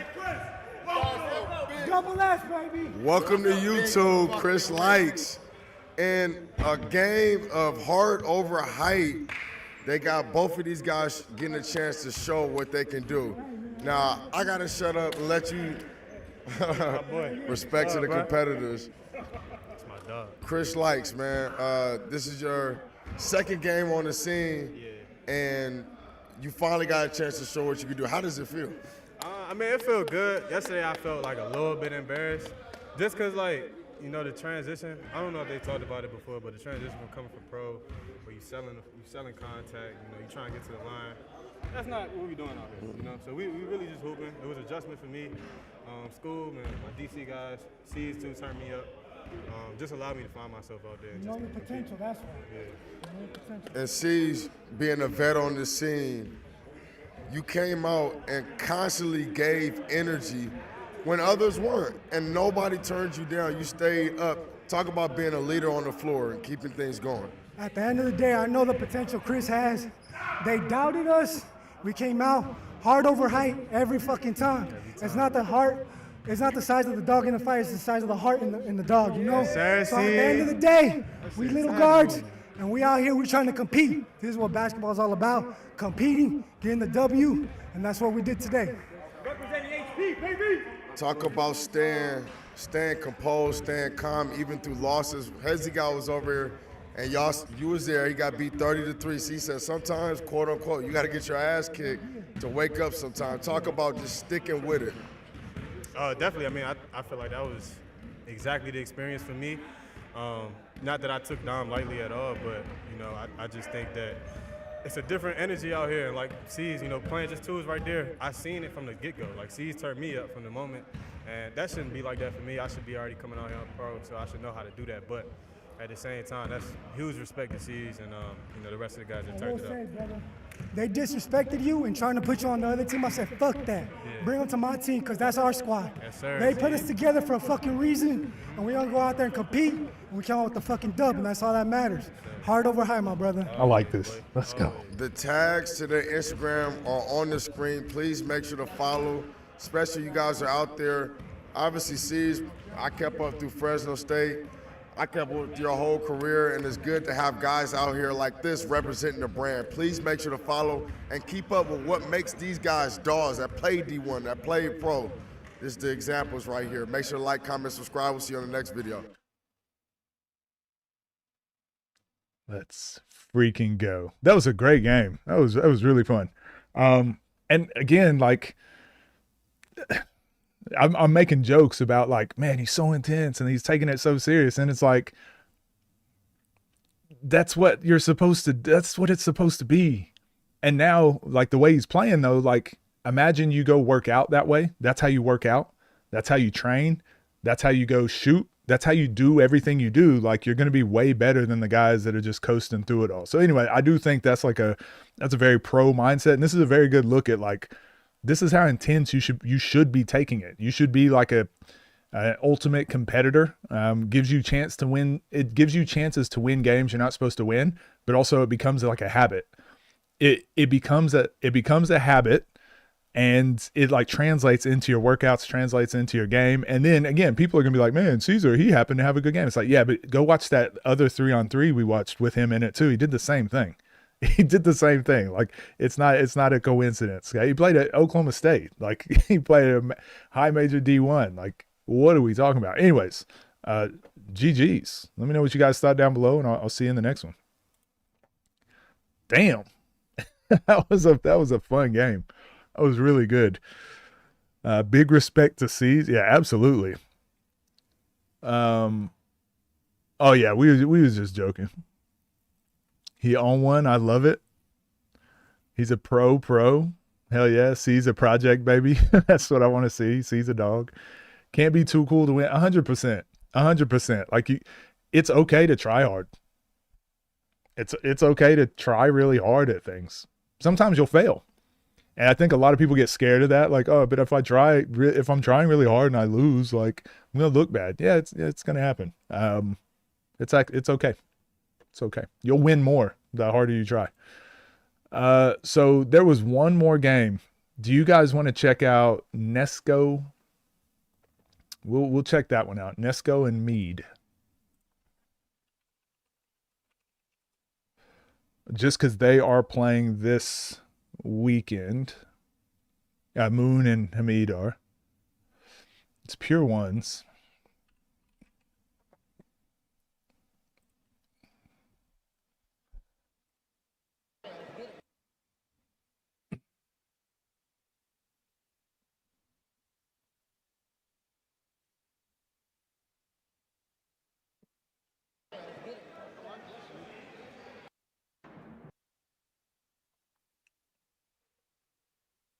Oh, how we feeling, chat?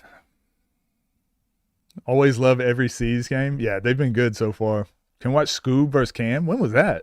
Is that that sounds like a very old game. And then I'll let the dogs outside. Then we have a chat. Yeah, we'll see how this goes. This game probably won't take very long. I don't think there's like commentary. But we'll see. Let's get into this one. 2024 OTD vid. Okay. I need to see it. I haven't seen it. Right before pay-per-view? Okay. What's up, gang? Hope you're doing well. This video is Pure Ones, official Pure Ones. By the way, please go like and subscribe. I'd love to see them get up to 1,000 subscribers. They're up to 525 right now. But they're out of Houston. They've got a ton of good content coming out for us. So please go support, like, subscribe. This game had the whole gym asking who this hooper was, ? Why are they yelling? Why is it all in capital letters? We're going to find out. This is Hamid versus Nesco. Hamid Ali. Get off the court. Not true. It's the main event, baby. And this was like 11 p.m. Bro, shoot through the little elbow tap. You got to shoot through it. Shoot through it. That's crazy.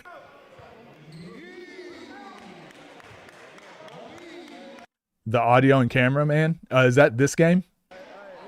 Or is that Cam Scoob? I saw a lot of 5v5, but God.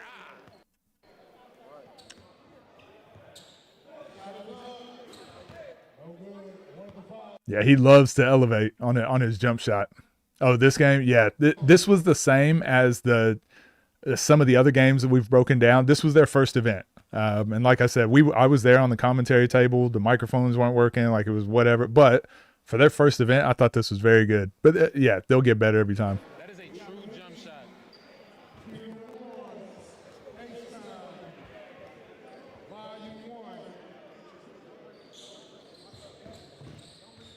Oh, we had a little cameo from BDOS. Little cameo from BDOS back here.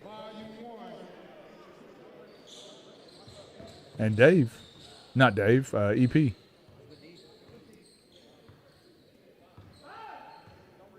These referees were very good. I spoke to him. Map, here's another referee. Let me know what you think about the refs this game. These two were very good. So if we ever need to use them. Out of Houston, both of them. Very good.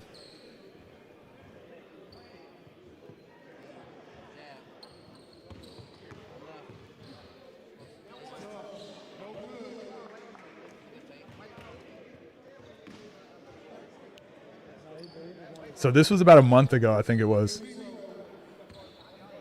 The only thing that, again, this is probably going to sound like a Nesco hate video, okay? And it doesn't really have to do with this game, but it's more so just over his recent games. Nesco's really been struggling with this right here. And it might just be his whole career kind of, maybe the skill level has just improved so much in the space, but players are dominating from right here. The jab three. Players are scoring 15 or so of their points from here. Nesco has not been, especially over the last few months. So he's having to do a lot of work, dribbling left and right or getting 2 feet in the key and that sort of stuff. He's having to do so much work because he's not as confident right here. So he's got to find that jab three. He's got to find his confidence there again before we get back to the Nesco that we remember.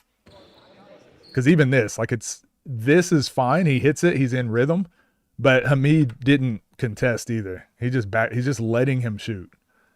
And so now you'll notice, like, Scar does this a lot. They like second guess now, like, oh wait, are you gonna keep letting me shoot? And then sometimes they close out and it becomes like a really tough shot, thinking way harder than you have to. Oh my goodness. He's still letting him shoot, really. And again, oh. All right, so what did we just watch with Dooley? We've already seen it today, and then we just watched it with Trey Duval. Chris Lykes as well. But this little separation, boom. That's a rob shot, right? In range, on balance, open. So really, you just shoot it. But instead, Nesco goes in, nah. And this is how Nesco plays, so I don't want to overanalyze it. But this is what gets Nesco in trouble a lot. Nah, I'm not taking that. I'm going to make another move. He crosses him twice in one play. And this is Nesco just working way harder than he needs to. He still gets all the way to the basket. One hand pickup. Great job. The highest percentage shot in basketball. Just misses. And he's just missed a lot of those lately where it's like he's there. We watched the 2v1 with him and Teo. He missed a lot. The last game he had, I'm trying to remember. But this one, it's just like the touch is just not there. The jab three is just not there. But the skill set is. Everything else is. His first move was so elite, I had to keep watching.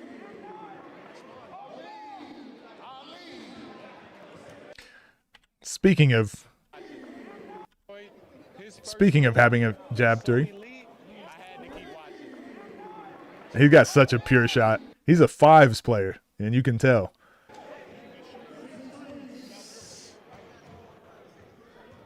Jerome Randall, that's right. That was the game I was thinking of. Most definitely. This shot is still there if he wants it.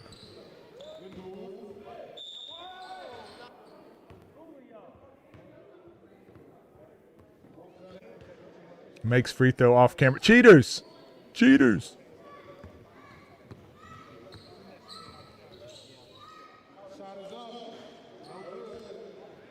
One thing that you could tell, like the newer guys in the scene, they don't cover a lot of space with their east and west dribbles. And Nesco stays right there, not off his line, not off his line, not off his line. Finally gets him off his line, but it's his last dribble. So your dribbles just got to be a little bit more purposeful, but that's something you just learn by playing more ones.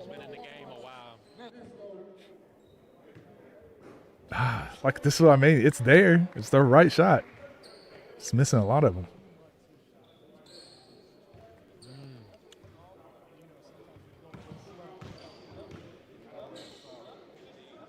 Great defense. Oh, my gosh.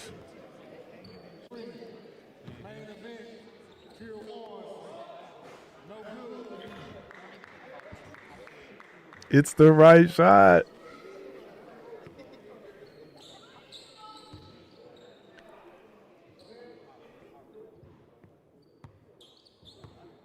This was it.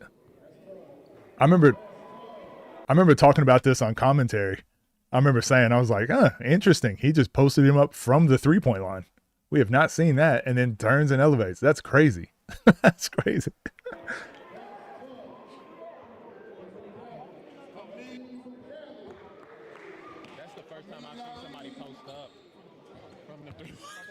Oh, yeah, we're talking about it now on commentary.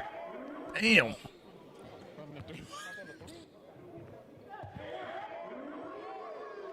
Twelve to 3.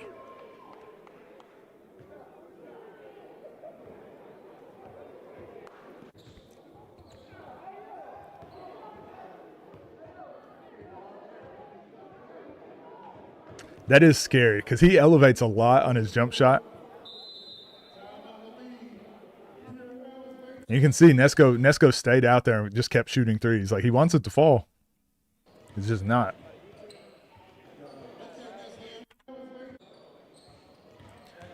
Straight line drive. I mean, you look at shot quality, and Nesco's got better shot quality. He just got to make them.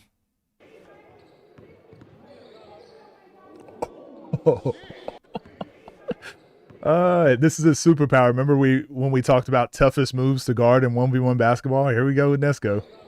Not having any dribbles left and still getting a layup. What the hell?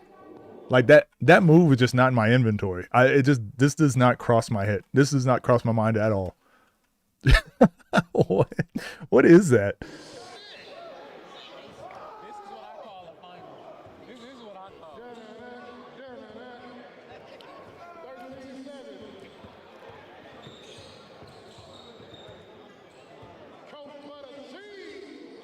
Damn. See, like, this is what I mean. Like, this is a tough shot because it's like you have no dribbles left. You're moving backwards.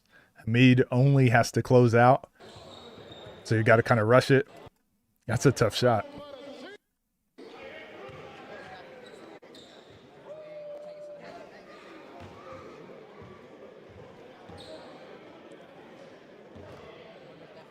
Not Coke, butter, cheese. Yeah.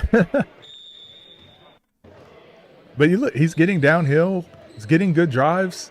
It's just his inability to hit the open standstill three. And it's throwing everything else off. Because he's having to work so hard for every point. Damn. And, like, again, he does everything right. Veer step, up and under, gets fouled. But, again, it's one-on-one, and they don't call a lot of these. So the fact that he's not able to get open threes, but then he's having to work so hard for 2 points, so they might not call the foul. It's just he's playing on hard mode. Nesco, the last 4 months, has just been playing on hard mode. Ever since the Ty Lawson game, everything's been on hard mode. This is just straight buckets.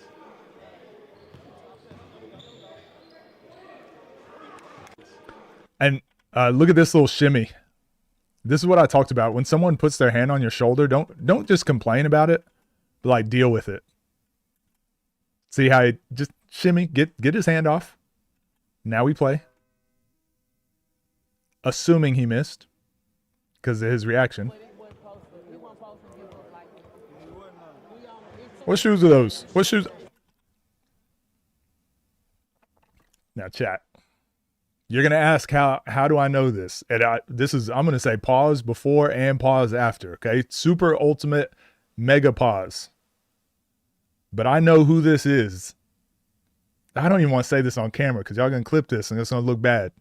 I know who this is just looking at his feet. Oh my gosh. Bijan walked in the gym, no socks, no nut, just open-toed sandals. Came in there and dropped 30 points in 3 minutes. Couldn't be me. Couldn't be me. Pause and pause. Double pause.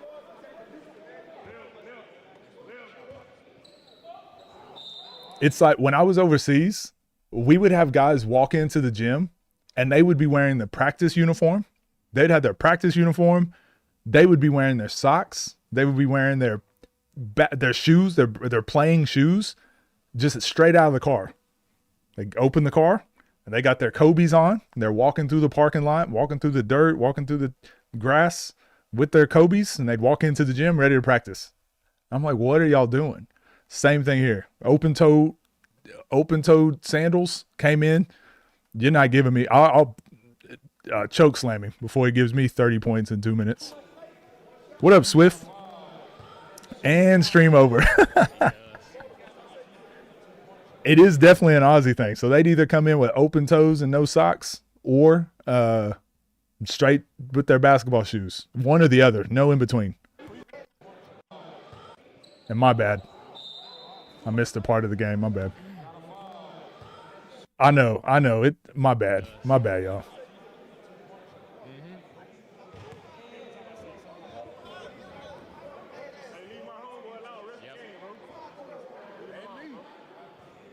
Yeah, Bijan went over to Australia and picked up some habits. Okay. Yo, Swift, do you want to jump on a stream today? Have a conversation.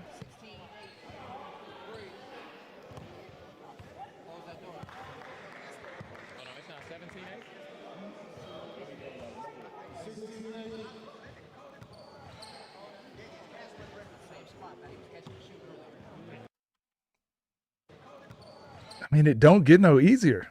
In range, on balance, open, good form, good look. It's just not falling. In about an hour? Okay, we'll do that.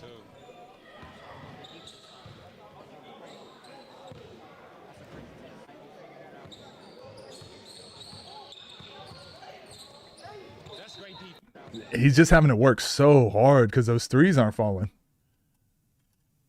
And they call foul. He's mad. It was a foul, but it's 1 point or a turnover.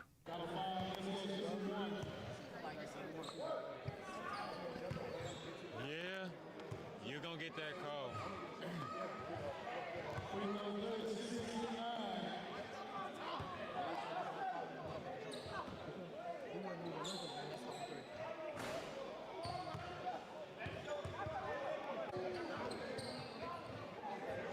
Fairly clean.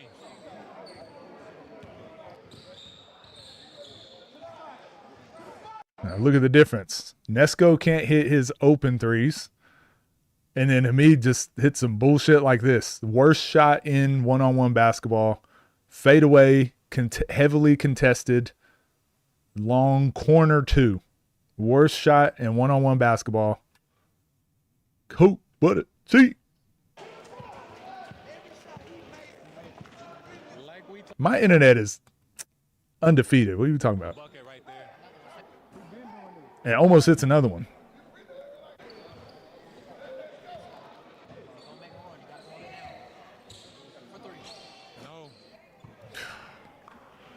He just can't make three. There's a lid on the bucket for Nesco.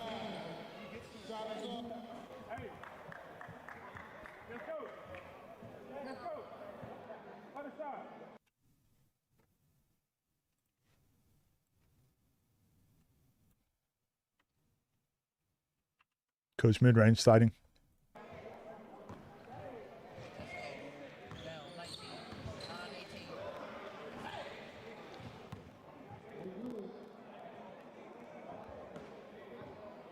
My internet's ducking. Quack.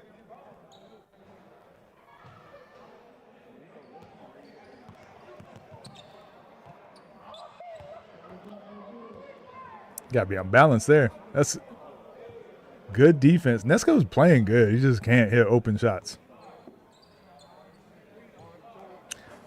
There we go.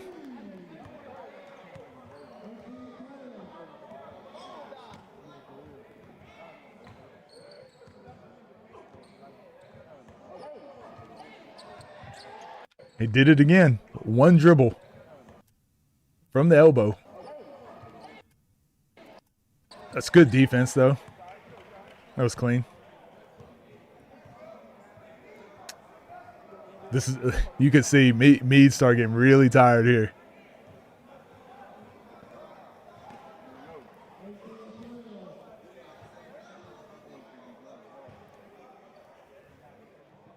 Just trying to conserve his energy.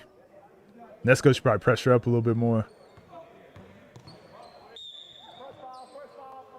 Yeah, he was getting exhausted. So I'm excited to see him.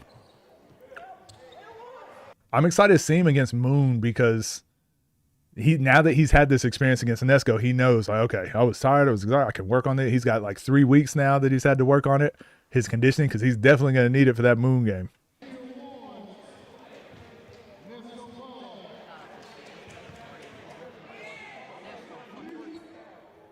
Damn. Yeah, we talked about it earlier, Swift.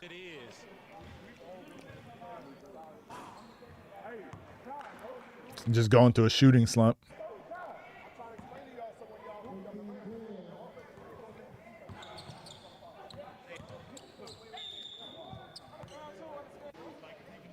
Yep.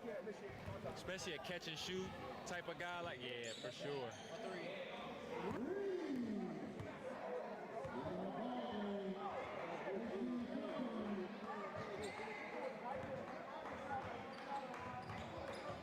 And you could just see, like, me just does not believe in his shot. So he's not getting any easy open inside opportunities. So Nesco's just got to consistently hit outside shots to open up his drive to the basket. He's hit a couple here, though. It gets interesting. And it's not like he's airballing. It's not like they're hard off the backboard. It's like in and out.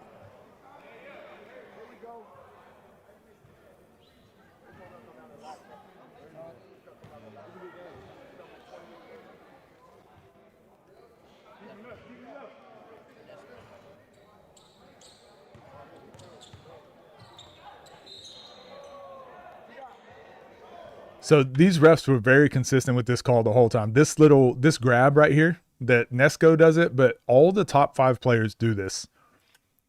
And they called it consistently this whole day.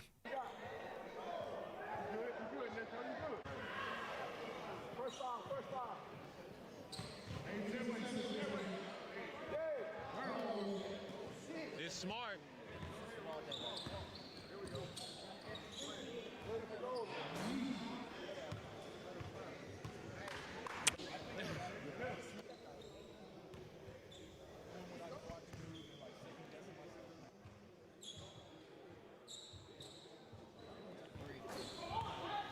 Yeah, this game is like dragging. It's just waiting for like one player to hit a couple in a row.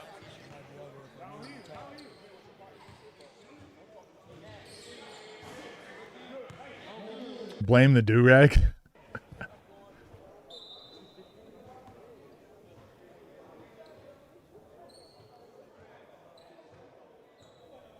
Dealing with the little shoulder tap again. Damn. She gets.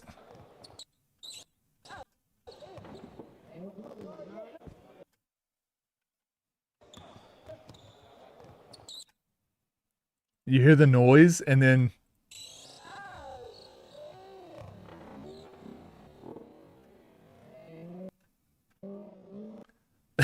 He says that.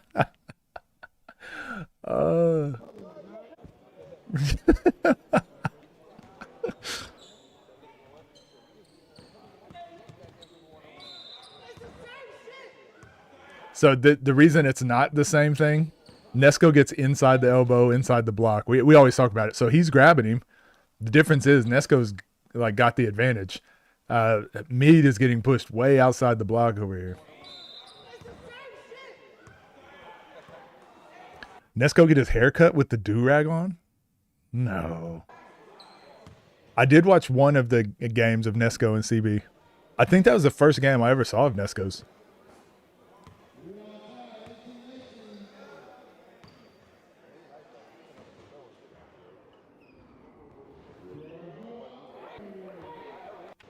What? What just happened? Am I drunk? What are we? What? What just happened?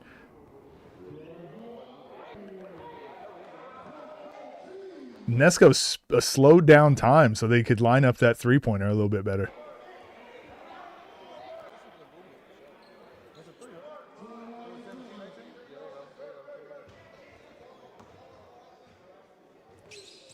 So I got 21-18 on the scoreboard. There we go. I think it's because Mead made that free throw off screen that the 17 is still down here at the bottom.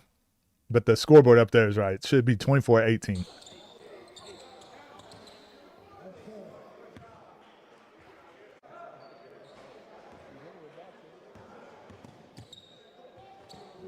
Man, when he gets to his spots and just elevates, he's tough to guard. The cameraman doing a 360 no scope on that last three-pointer. Yeah, Mead was really struggling. I think Nesco could have put him away those last couple possessions, getting to the basket.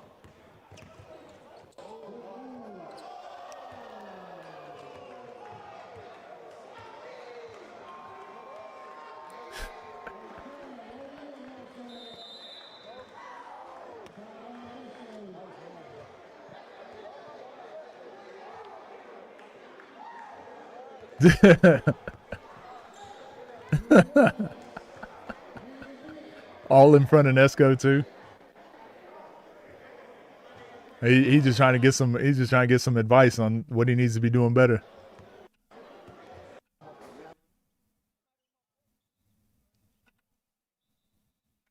All right, I guess the audio is just done for now.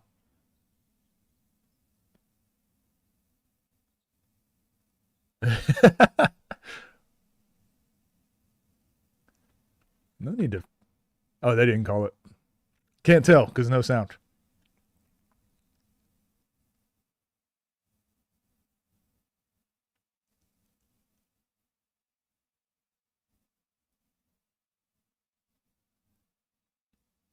Yeah, once he was getting to his spots right here, a lot more controlled. And that timeout kind of helped him too. Get his legs back a little bit. Man, he loves that mid-range turnaround.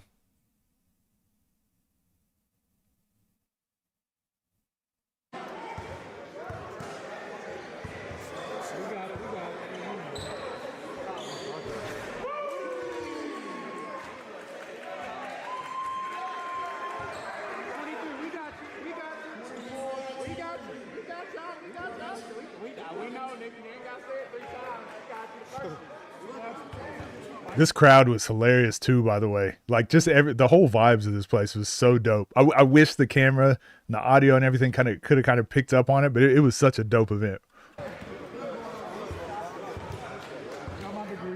Oh damn! Hold on.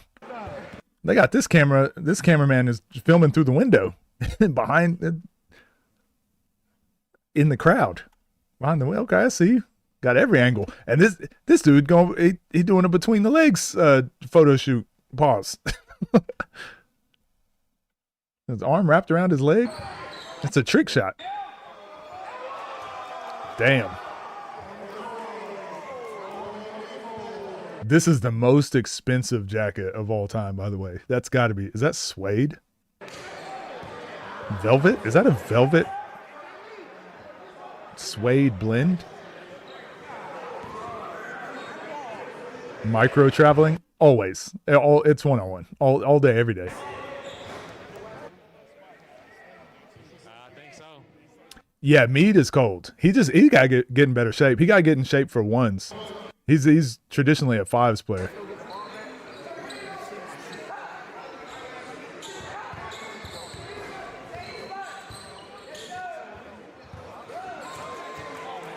Damn.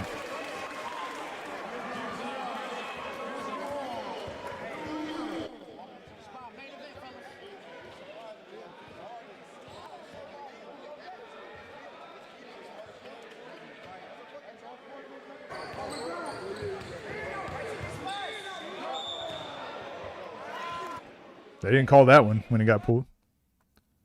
Don't ever think you've seen a jacket that material. It's it's an undiscovered compound. No one's seen it.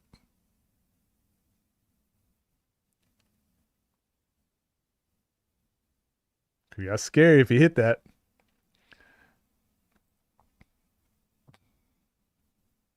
Damn. Ooh. He definitely got him there. Nesco kicked his leg out a little bit, but probably a foul.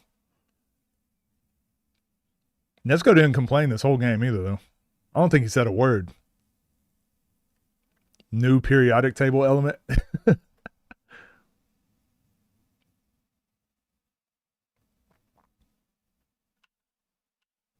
Yeah, long break here, which is what Mead needed. Every time there was little breaks like that, it helped. And they weren't like intentional. But he definitely needed every one of those.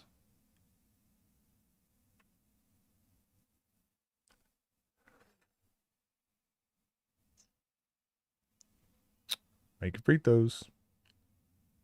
He looks mad as hell when he was cleaning up that spot.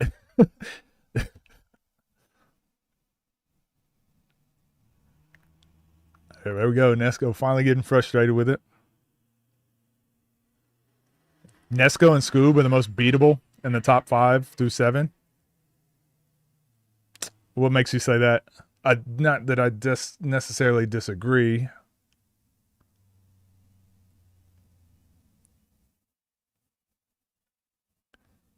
That Michael McKelvey video. So I started watching it the other night and I fell asleep. But I do want to watch it. I don't know if that's one I would watch on stream. Maybe I will.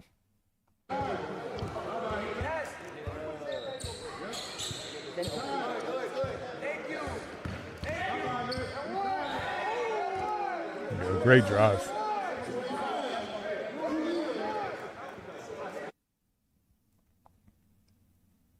Inside the elbow, inside the block again. Like Nesco's getting to the right spots. This game really came down to he just could not hit a three. Why do people wear their best outfits? It's funny. Every time I go, I just go in stuff that I coach in. So I'm just wearing like sweats and like a coaching shirt or just some random bullshit, my dad hat. Everyone else got these super fire fits every time. And I'm like, maybe I should start dressing better at these events. I go for like basketball and I'm like, all right, maybe I gotta clean it up a little bit.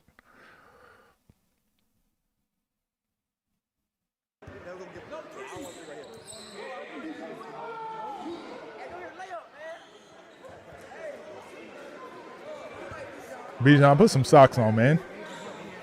Bro, they doing the camera angle from outside the window again.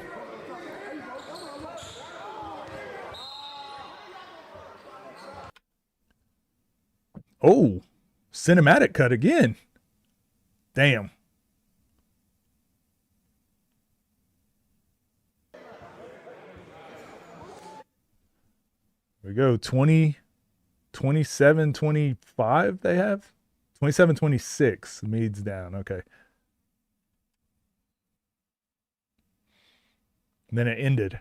I actually think I feel like the score was 29 to 28. And it was Mead's ball, I think. And Nesco got injured like a couple plays later. I think.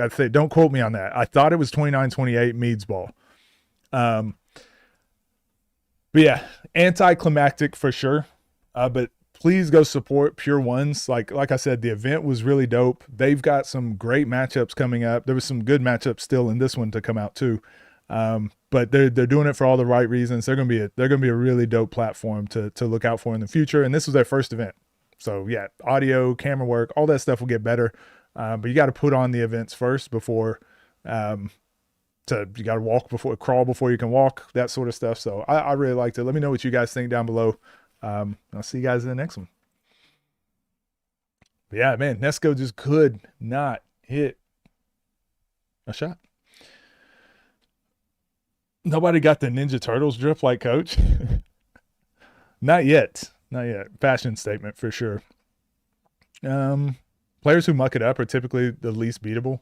Scoob and Nesco are Pratt. It is funny. It's like I agree with that sentiment that they're the easiest, I guess, to get a win on. But again, yeah, they've won like 80% plus of their game. It's crazy. I don't know. That's why people like them so much. I think it is. It's like they seem like they shouldn't be as good as they are, but they are. Is the game canceled when there's an injury, or does the person who's up win? It's up to the platform. I think it's up to the platform to make that call. But shout outs to Nicholas, the guy that runs this event. Nesco did get injured, and it looked like we didn't know how bad it was. It looked pretty bad. It was like it was legit injury. It wasn't like ow, I just pulled up a little. So he was like legit injured. His leg swelled up. And then Nick was like, look, if you can't go, because Nesco asked too, he said, do you want me to, I can play through it. And he's just like, dude, if you're injured, like, no, we'll cut it there. And so I huge respect. Like sometimes you just got to make those decisions, and it's just unfortunate. Game just ends. No one gets the win. The same thing happened TNC, right? When Ryan got hurt against J. Lou, like you could see his hand cramping. Like sometimes these things happen. You don't ever want to see a player get injured. Now there have been some games. I don't know if any of them came out, so I don't know if I can talk about them. There have been some games where players kind of fake injuries or kind of give up. That the platform usually comes out and they're like, yeah, that was a loss. You lost. So it's up to the platform owner to kind of make that determination. And he just said it was a no contest. Less imposing physically. Yeah, but kind of like that Caesar game we just talked about, how hard Caesar was playing and how serious he was taking every possession. That's how Scoob and Moon play. They're just taller, more athletic, and stronger than Caesar. Better skilled, probably. They're just better players than Caesar, and they take it as serious. The difference is Nas kind of does too. He just doesn't play as many games. Rob is probably ultimate talented and skilled. He just doesn't take it as serious as those other guys. That's just the thing that separates them. And that's why I said it's a skill too. It's not, you can't give people credit. Like I can't give Trey Duval credit for just being better than those guys out there and then go lose. Right. So it is a skill. And so I understand why people think like, oh, you can go beat Scoob and Moon. They'd be the easiest to beat. I mean, if you're in shape and you're ready for a dogfight, because they're going to battle every possession. Like I know a lot of pros that will give up playing against guys like that because they just play too hard. Playing too hard. I don't want to do that. Too much. DHO and Dang. Huh? What do you mean? Darius Johnson Odom, DJO?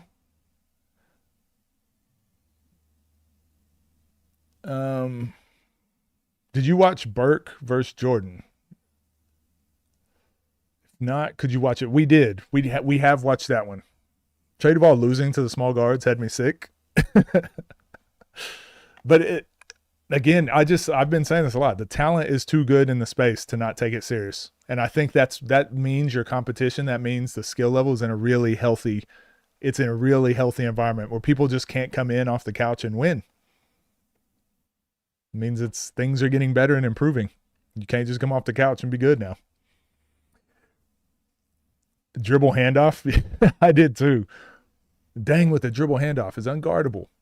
All right. So Swift, how long do you need to have a conversation before we have a conversation? Because if so, I've got a conversation I can have quickly before we get into it.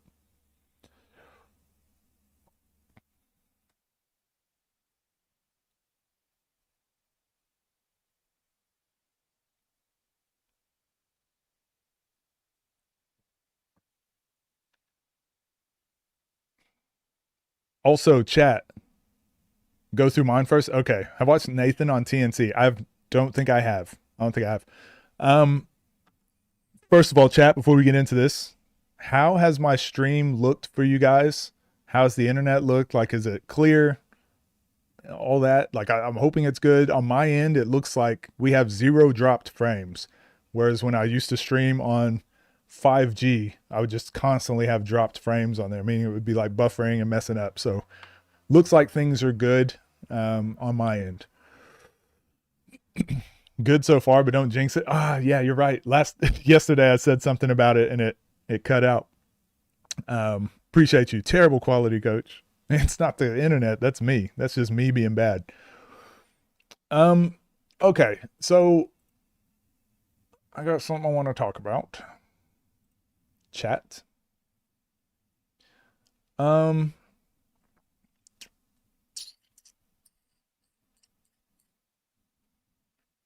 It's kind of, I don't know which way this conversation is going to go. It could go a couple different ways, but we'll just start it off and we'll just see where it goes. I'm going to get probably a lot of hate for this, or this is going to be my most disliked video, and I'll probably lose some people or whatever, but I just think it is really important to talk about and bring up. And that's the whole reason I made this platform, was to talk about things that I think are important. Gang, I think we have to do a much better job of, and this is going to be just one segment, and then we'll get into another video in a second, back to our one-on-one stuff. We got to do a better job at how we talk about women's sports. Okay, so everyone wants to go dislike my video. I'm going to talk about that now, but I warned you last week we were going to talk about this. We got to do a better job of how we talk about women's sports, women's basketball in particular. If you don't like it, that's okay. There are plenty of reasons not to like women's basketball. There's plenty of reasons not to like a particular sport. There's plenty of reasons not to like a particular player.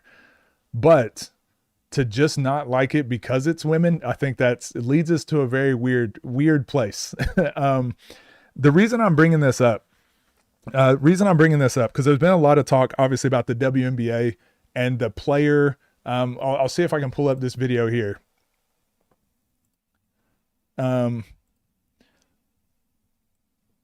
We'll just pull this up over here. There's been a lot of talk about the WNBA because they're about to possibly go on strike because they can't come to an agreement. And now what the WNBA players are saying is they want to have revenue sharing with the league, meaning they own a percentage of the league rather than just paying players a certain amount, right? So the interesting thing about that, if the WNBA players get paid, they're looking for an increase of like $100,000 or something like that. Everyone's saying like, you should be happy that you're making $100,000, whatever. But the league is actually blowing up and it's making way more money than that. And the players are saying, if it makes way more money than that, we want to make that money too, not just the owners. So I understand what the players are fighting for. I think to me, I'm always going to side with the employees over like the business owners making you've already got $1 billion. You don't need $1 billion and 5 million. I think the players making more money is important, but the way everyone talks about the WNBA, I'm like, you're not even having that conversation. So this right here, I don't even know who this is. Trista Kirk was just reporting on the WNBA. And people will always say things. They run with this narrative like the WNBA has never turned a profit and the NBA is subsidizing them and blah, blah, blah. We actually don't know that. We actually don't know. So if we try to, I'm going to look here.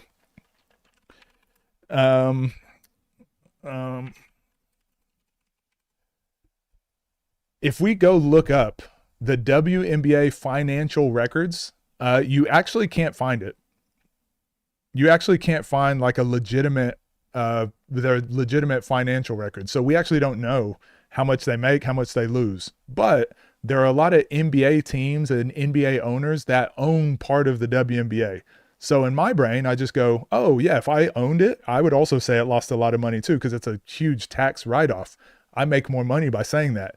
But you can just go look at the numbers, look at the viewership, look at the TV deal that the WNBA just signed. It's obviously making money.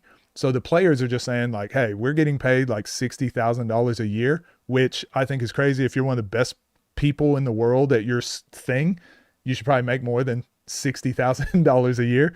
They're saying instead of $60,000 per year, we want to make like a percentage of whatever it increases by. So if it increases by a lot, we want that percentage. If it increases just a little, then that's the percentage we get. But they're just saying like, however much it increases, like we want to make what you guys are making.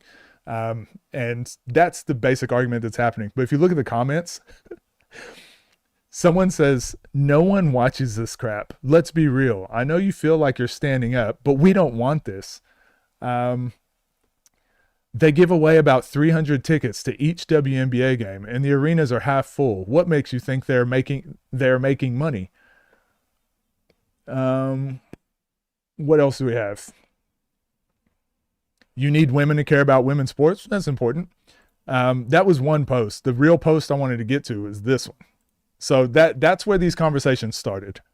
I was looking at them and I was like, oh, I want to like look into the WNBA finances a little bit more. And then it led me to this. It led me to these videos. So I don't know if you guys watch. I watch a lot of women's sports. Dominique Malonga, I think she's like 19 years old. She's playing on the French national team, but she plays for the Seattle Storm. She played for the Breeze in Unrivaled, and she got multiple dunks in Unrivaled. This was just the other day, FIBA World Cup. She's 19 years old. Just goes up, throws it down. Goes up, throws it out. I'm like, wow, that's really impressive. That's so cool. Like, that's really impressive. A 19-year-old girl going and doing that. And then you look at the comments. Sean Martinez, double dribble. Everyone's talking about double dribble rather than just talking about the dunk. Good stuff. But I'm the only one that watched this 4 to 5 times because of the double dribble. Double dribble much? LOL. Jimmy Ply. Straight double dribble for folks that never played basketball. She walked, double dribbled, and dunked. That's a double dribble and double dude. Called Dominique Malonga, a 19-year-old girl, called her a dude. To me, I look at this and I'm like, looks like a man. Looks like a man. Okay, this is a 19-year-old kid, guys. This is a 19-year-old kid going and just dunking it in international competition. France that took the Team USA to the very last possession of the game. They almost beat Team USA. And this is what they're saying about that 19-year-old girl athletes. 8-inch vertical. 8-inch vertical. What else? I know my eyes are not playing tricks on me with the double dribbling. LOL. But I guess we got to let that go because she dunked it. But didn't Steph Curry, do y'all remember when Steph Curry got like a little rim grazer dunk in the NBA and everyone was so excited and so happy? And they're not saying this stuff about Steph Curry, but when Dominique Malonga does it, it's like all these negative things. She didn't need to, but she double dribbled on the dunk. Wow, you jumped a foot to dunk. Anyways, am I the only one? Am I the only one that sees this? And I'm like, what is wrong with you? You don't have to like this. You don't have to watch women's basketball. It wasn't a crazy highlight dunk, whatever. But in the context, this is crazy. Where are women's basketball players going to be in 20 years if this is what they're doing now? Let's look at this. I'm going to look at, there's more. There's more. So that was just one example. It's going to take me a second here. Hold on. Because I have really quick internet. Okay. Trust me, bro.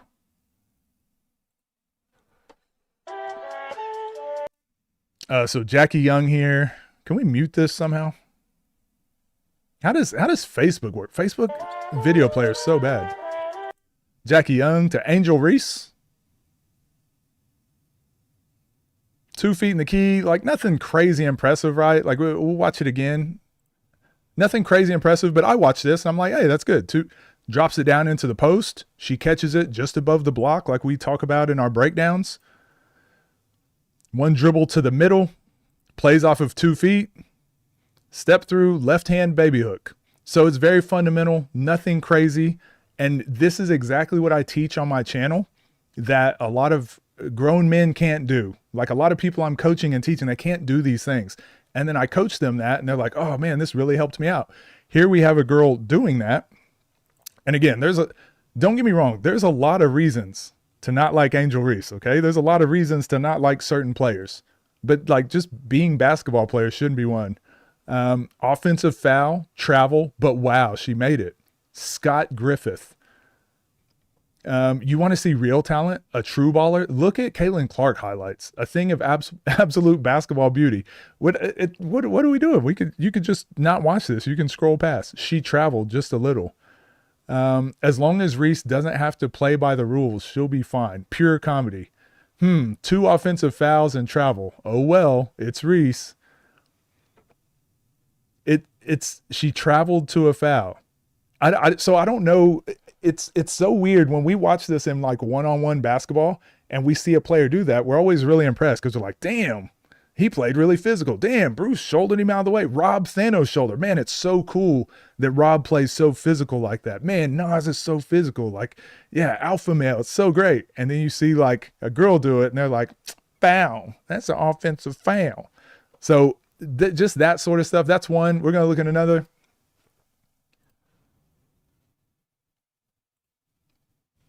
Look at another one. What is this one? I'm just picking random ones. These are just random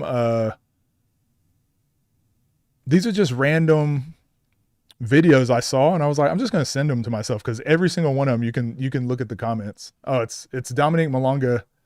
Oops, wrong one. Dominique Malonga again with her dunk.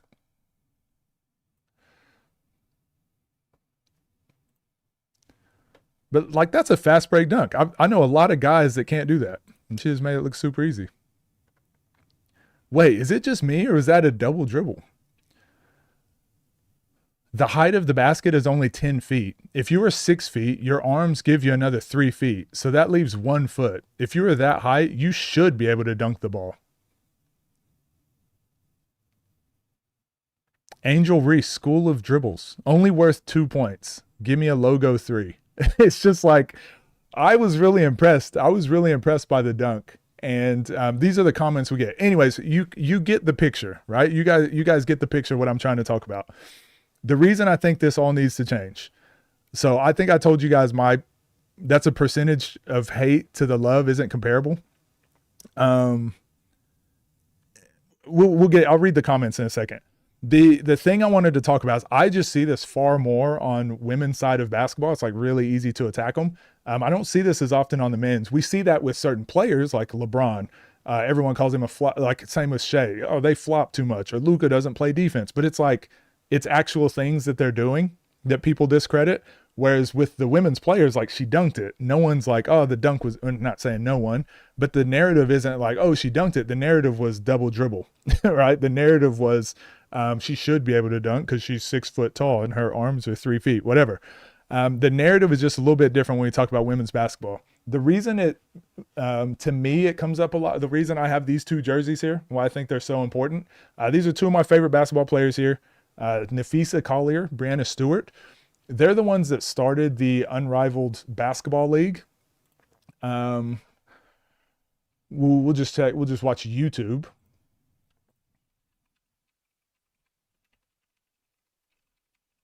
So they started the Unrivaled Basketball League. So these are just players. Played at UConn. Brianna Stewart is probably going to go down as one of the most winningest basketball players of all time. I think she won 4 back-to-back championships at UConn with Gino Auriemma. Nafisa Collier also went to UConn. They've got multiple Olympic gold medals, won multiple championships, MVPs in the WNBA. Like they've done as much as you can as players. McDonald's high school All-Americans, all that sort of stuff. They've done as much as you can as players. But then what they've started to do is they started Unrivaled. They started the league Unrivaled together. So started up their own 3v3 league. It brought in however much money it brought in this year. They are also the head of the players union. So they're the ones negotiating with the WNBA They're the ones negotiating with the WNBA on behalf of, oh, I don't know if you guys could see that highlight when I was playing it. They're negotiating on the behalf of trying to get more money for their players and for the rest of the WNBA. And it's like they're doing all the things they're supposed to do. And she was fantastic. We've also got, like, she gets buckets. So I had a friend that was like, man, I don't really watch women's basketball, but I knew his favorite team is the Spurs, and his favorite player all time is Tim Duncan. And I was like, oh, you should watch like Nafisa College. She's like the female Tim Duncan. And he's like, nah, she can't be that good. And it's just like, oh yeah, the way we talk about women's sports, whatever. Anyways, the reason I bring this up is like the better our women's sports is, the better we treat our women's basketball players, the better we talk about those conversations, the better the sport is around the better the sport is as a whole. But also that's someone's mom, that's someone's sister, that's someone's daughter, right? Like these are just the way we talk about it. Again, you can say like, oh, I don't like her because I don't like this team, or I don't like the way she said this. Right? You can criticize people. That's not what we're getting at.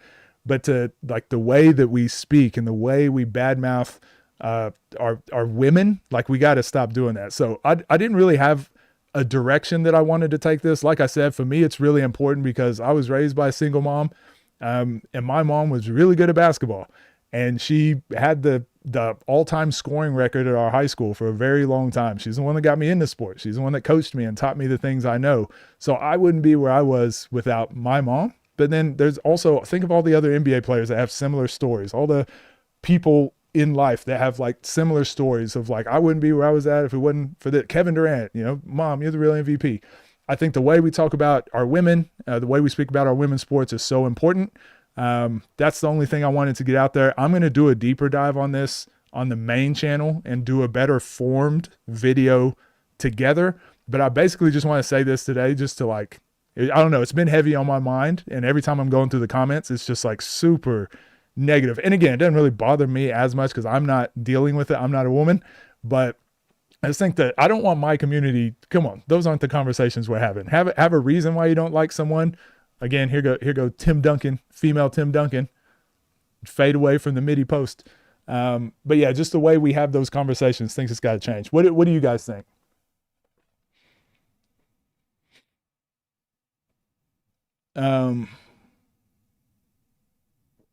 People praise Jokic being able to be, yeah. To be fair, comments like this exist on every highlight of hoops. Everybody online, ref or hater. True. You're not going to beat the internet. It's designed. So here's why I had this conversation. I like that comment. I like that you said it. Why do I care? Right? Why do I care? Why does this matter? The whole reason I started my YouTube channel was because I do care and I do want to make a change. I do want to make a difference. And I don't want no negativity. I don't want no toxicity. Like I've got thick skin. Like you can say whatever. I'll be okay. But the whole reason I made this channel is because I want to make a change. I want to make a difference. I don't expect the world to just be like, oh, women are great and all this, whatever. Like they can hold their own. I just mean more so like the way you look at the way that people watch content. I see this with TNC, OTD, Ball is Life. Instead of saying like, oh, did you see what TNC did on the weekend? If you're an OTD fan, it's usually like, their event wasn't that good. I don't really like it. And it's like, man, that's a sad existence, right? When you can't just watch something and enjoy it, and just because you like OTD, you can't like TNC. And then on the flip side, the same way, TNC fans will just be like, OTD sucks and their production will never be with TNC. And it's like, man, you can just watch both. You actually can. You can be fans of both. That's why I have all these jerseys. I don't even have a team that I like. I'm not saying you can't have teams, you can't have favorites. You should. I'm the weird one here, but it's just like, I just like good basketball. I like watching good basketball all around the globe, all around whatever. That's more the exception. I don't expect everyone to be like that. But if I don't like something, I just don't watch it. I just don't give my energy to it. But when I'm constantly having to go out of my way to like negatively try to shit on something I don't like, it just makes it more toxic for everybody and more unenjoyable for everybody. So that's the reason I wanted to have this conversation, because if 10 people watch this video and think like, He's right. Like, if I don't like it, I can just not watch it. If it only impacts 10 people, then I'm happy that I have this channel. I'm happy I did this video. If 10 people watch my content because they want me to shit on other people's content, and they realize I'm not going to do that, and they go, well, I'm unsubscribing and I'm not going to go to that channel anymore. Good. That's the whole reason I'm doing these types of videos. I want to have conversations. We had that conversation with Scrappy yesterday. Me and him both disagreed about our top 5 or where Rob should be or whatever. And we had a conversation about it, and it was fine. He jumped in. People in real life they're real people. They're willing to have conversations. But I think this internet day and age has just turned us into, like, it's made it so negative. If you go online and look at the news, you're going to get depressed. If you go online and watch, try to watch highlights and you go read the comments like I did, you're going to get depressed. Like, I don't want it to be that, and I want to just change it just a little bit. So that's my thoughts. That's the whole reason I did this video. I didn't have a plan for it. I just wanted to ramble and get my thoughts out and just let you guys know how I think. Just I've been seeing it a lot. Then, like I said, I'm going to do a more succinct video where I'm doing a lot more study. I'm breaking it down. I point to exact examples, things like that. I'll do that on the main channel, but I just really wanted to talk about that at some point.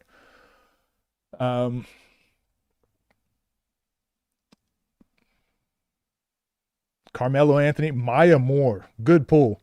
Again, little do people know, Maya Moore, this is what I mean. Maya Moore went to UConn. Same thing. She won multiple championships, like player of the years, MVPs, won WNBA championships. Maya Moore was going to go down as one of the greatest. Well, she still is, but she was possibly going to go down as the greatest women's basketball player of all time. And she retired early. Does anyone know why Maya Moore retired early?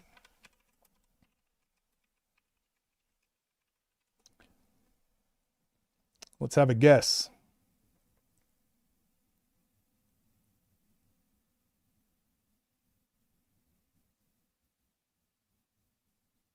Does anyone know? This is why I think it's so cool. Maya Moore, right here. She only played 8 years in WNBA. She retired early because her true calling was to she wanted to be fight for criminal justice. She wanted to be a criminal justice lawyer. So she, for an organization, I remember, advocate for her husband. She became a lawyer. Pretty sure it was a lawyer, right? And got her husband off of was it a life sentence or a 20-year sentence or something like that? And that's what she gave up her career to do. Pretty crazy. And so people like this, it's very like she fights for social justice. Yeah, so she to fight to help get her husband out of prison, and now they're married. And it's like, it's one of those things of like, oh, this is what sports is all about. People that are great people like this, great role models, and they would be great in whatever they do. Like they would be great at whatever else they choose to do. That's why Kobe Bryant's story was so amazing, because Kobe Bryant, like, he retired, then he goes and wins, like, we didn't even win a Grammy or an Oscar or something. It's like, oh yeah, Kobe's going to be great at like whatever he decides to do. So things like this, whenever I hear people talk bad down on play, you know, one of the most impressive things in sports, I think, is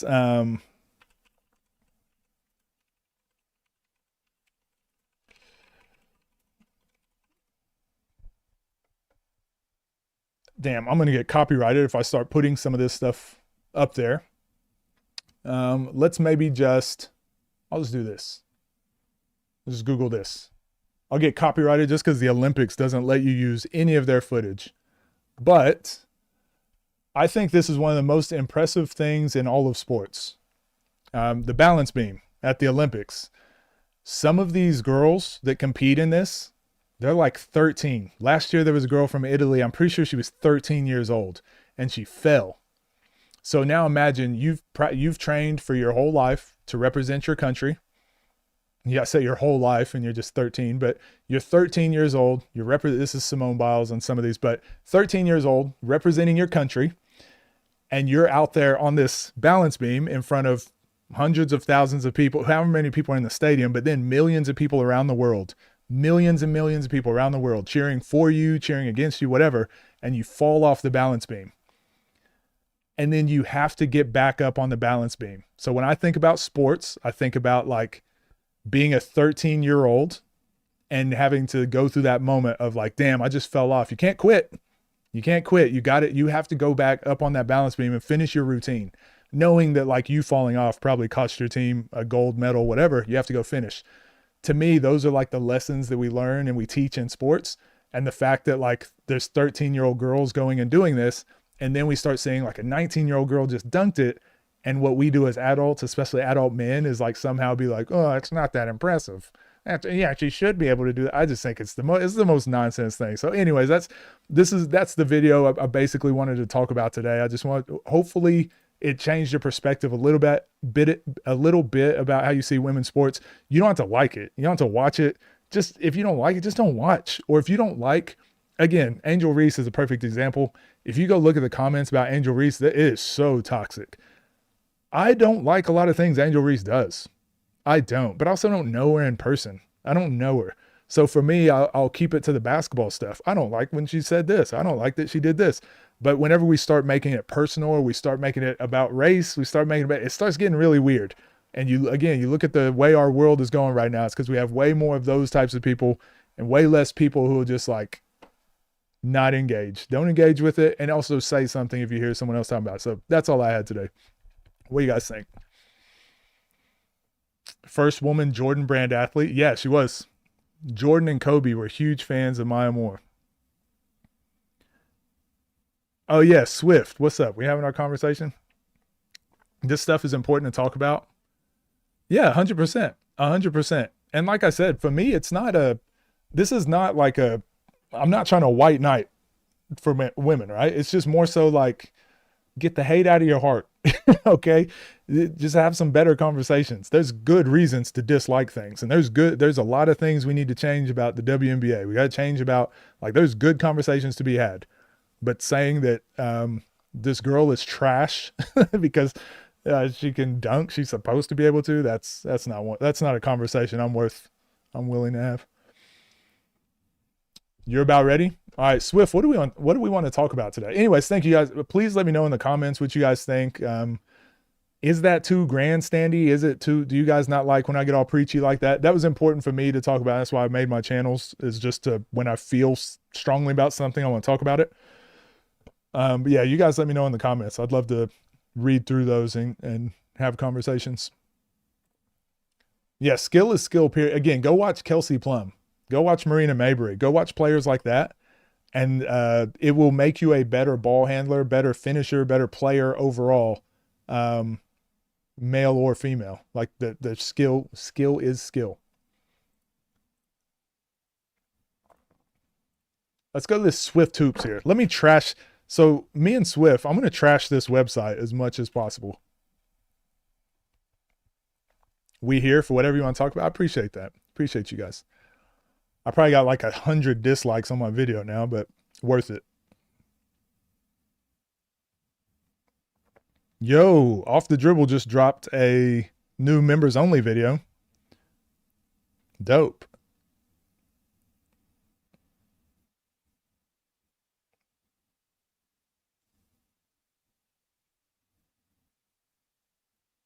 We're gonna have to watch that, I guess, tomorrow.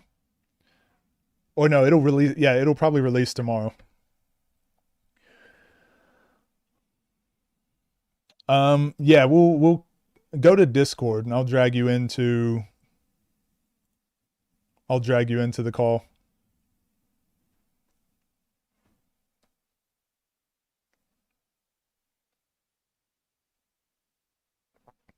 Go to the waiting room, I guess. I'll drag you in. So guys, Swift is the one that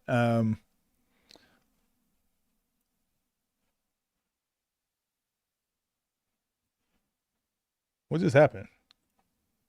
Swift is the one that made the website. So any critiques, anything you want to trash about the website, you can do that now while Swift jumps in and we can go over those live.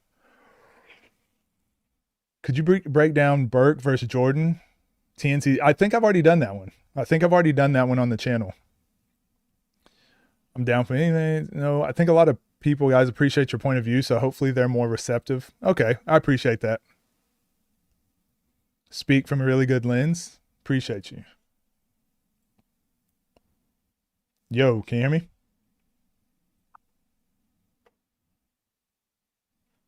Swift, can you hear me?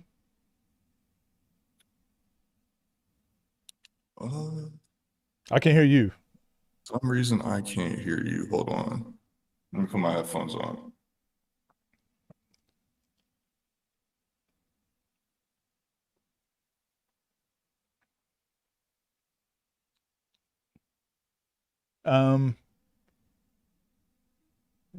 Is it Jagger? Am I saying that right? Thoughts on members only videos reducing hype? Games get spoiled. The population of viewers knows the outcome. Yeah, I think so. I think the whole members only videos thing, it's like work in development. I think it's a good idea for platforms. I guess here's the thing. So I do members only videos and then they get scheduled for the whole population, but it's good for me to make some money. It helps me do all this basically for free. The people that can give money. The ones that can't, they still get all my content for free. So everyone's getting the content. The difference is when it's those larger platforms doing it, exactly what you said. Some people can't afford it, but then they get spoiled because the game's already come out beforehand. So I think it's something that's going to have to be, worked over the next couple months or so, just because the alternative is that TNC, for example, has TNC League where they put their games and it's like, well, you're going to have to go get a league subscription for them to put out games. Off the Dribble does a membership on YouTube. So they both have a way of monetizing. And right now, I think all the platforms are kind of trying to figure out what's the best way to monetize, but then also make sure the content is enough there for the free members. So yeah, it's a balancing act. I don't know what the best answer is. I do like the members.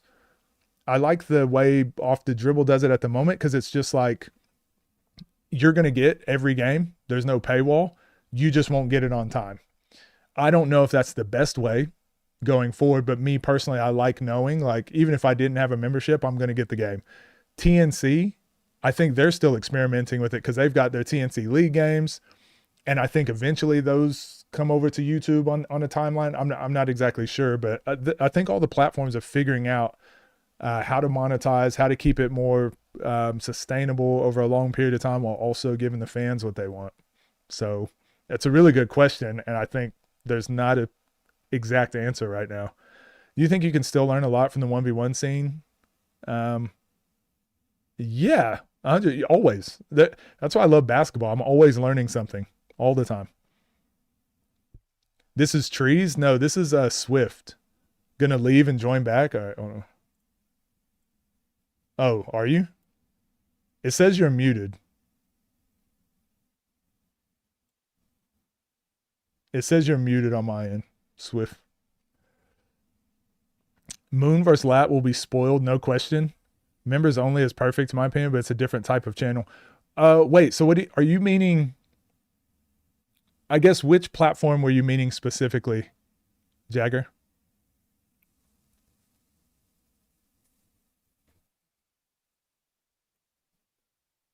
Yo, can you hear me? Swift, can you hear me? Still can't hear you. Let me well, it says I'm talking. Do you need to? Can you right click on my name and then maybe the volume? My volume's turned down or something. Bro made a whole website but can't use Discord. Whoa. Pew, pew, pew. Shots fired. I don't know. I think it's in the Discord up. I can't hear anything. You think it's Discord? Oh, so maybe you got to go to your settings. Sometimes it happens to me just for whatever reason. You got to re-go to your settings and change your output and stuff like that, whatever.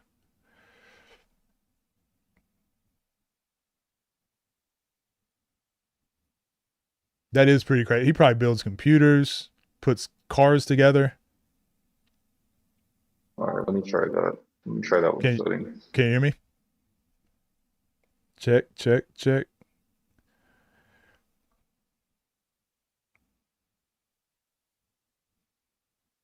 Bruh. I'll download I'll get you a YouTube video so you can go through that. You can watch that instructional video on YouTube.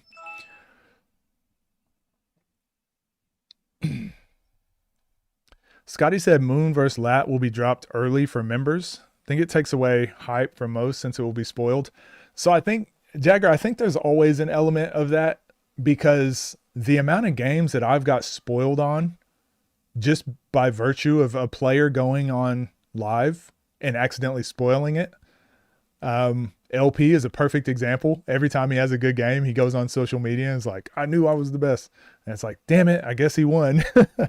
Like that stuff always happens. I think the best case scenario, and I don't know if it's even possible because people just cannot keep their mouth shut. Best case scenario would be if TNC did a season without telling anyone. If OTD did a season without telling anyone and then just started releasing those games and no one said anything. To me, that would be the best of both worlds. Even if you had to pay, if I had to pay, like I would love paying for a service like that, knowing like, hey, you're going to get games. You're never going to know who's playing. You're never going to know who won, but you got to pay $20 a month. I think a lot of people would pay for that. Hello, can you hear me? Bro, Swift, this is incredible. Finally. Oh, you can hear me. Crazy. There you go. All right. Let's Swift Hoops. Let's do this. Everybody, this is Swift who made the Swift Hoops website with all the rankings and stuff. So if you guys want to cuss him out and get mad at the rankings, he's here today. What do you got for us? Is there anything you wanted to talk about, or? I mean, we can just do a nice little walkthrough of the site, I guess. We made a bunch of different changes to the site. Because I know the first thing people see is ranking, so I'll be able to break everything down. Okay, first of all, why'd you change the color scheme? Honestly, I just wanted to. I like the blue and black. I think the gold, like if you go to the home page in the top left with the gold and black, I think it just makes everything pop out more. Okay. Oh yeah, like this. Oh, I didn't even see this. The main homepage. Yeah, the main homepage got changed too. Damn. Okay, we getting there. You need a like a little thumbnail here, a default thumbnail, don't you? Yeah, some of those videos, like I'm extracting it from YouTube. Yeah. So some of them don't have videos on. I noticed on the smaller channels. I don't know why, but is there a way to put like a default thumbnail for like when it does this? There is. I've been playing around with it. I just didn't like how it looked. Okay. Like the quality is lowered by a lot. Yeah. Yeah. And when I said default, I just mean like if you just make one and just say image not available or something. Oh, I could probably do that. I could probably put that up fast, honestly. And so if they don't show up, it just goes to that. Yeah. All right. So rankings. Getting into your rankings, I got a bone to pick with you, buddy, old pal. Why is Zay number 1 and Nas number 2? So this is actually the all-time list. All time? So I updated the algorithm specifically for all time. I'm still playing around with it, but it's just so that way I can see when every game is practically weighted the same. Games of 30 are weighed a little bit more, but you're not as affected as with the time decay because every Rob fan is telling me, shout out Airdrip. Airdrip's been telling me specifically that Rob is too low. And that Rob is at least top 5. So with this algorithm, he's getting his full credit. Nice. Real quick, Bijan, I see you in the chat. Everybody, go like and subscribe Bijan Johnson's channel, please, on YouTube. He needs some more. He needs some more support. The new hey, also Bijan. If we look at Bijan's number 15, right? Is that what he said? No, Bijan. Sorry, Bijan. Bijan, you're ranked 39, buddy. Get some more wins. Get some more wins. Get your games up. Okay, number 39. But if we did 2026 though, Bijan, you'd be 4.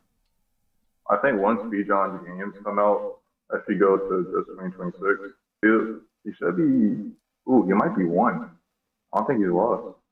Yeah, I see it now. Yeah, so he's 4 at the moment. Bijan, 2026, top 5. Bijan, he's there. Newcomer of the year.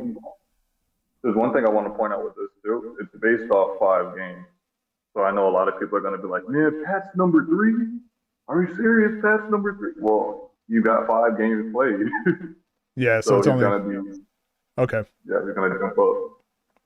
Yeah, so it's only based off if you have 5 games or not. Bijan, do you have 5 games this year? Actually, don't say anything. Don't say anything. Don't spoil anything. Oh, he said he's 6-0 this year. Well, there you go. Bijan's number 1. Yeah. You heard it here first. That's going to be the title of my YouTube video when this comes out too. Bijan, your new number 1. No, it's all right. I just meant don't spoil it if you can't say anything, but that's fine. But yeah, I guess I kind of want to go through the rankings. Yeah, so you were saying Zay's number 1, Nas 2, Scoob 3, Nesco 4. Why Nesco over Moon?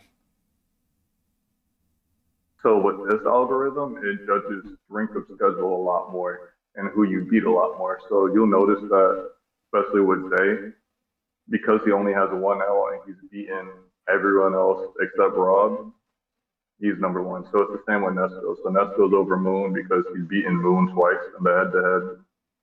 Also he's beaten Scoob. So that's why Nesco's up pretty high. Okay.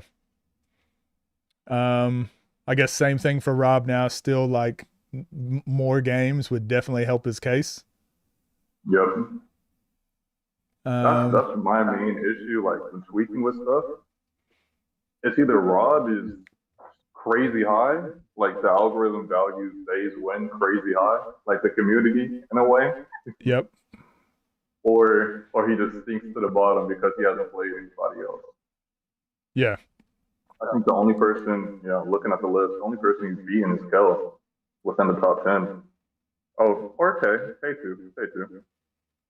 But him and Moon haven't even played. Does the Scoob gain?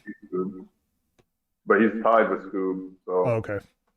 And people are gonna ask, well, how is Scoob above Nesco? Because Nesco's beaten him twice in the head-to-head. Rob has the highest valued win within the algorithm. So Scoob beating Rob holds that weight, kind of. It's not the same amount of weight, but yeah, Scoob's above Rob and Nesco because of that, because no one else has beaten that.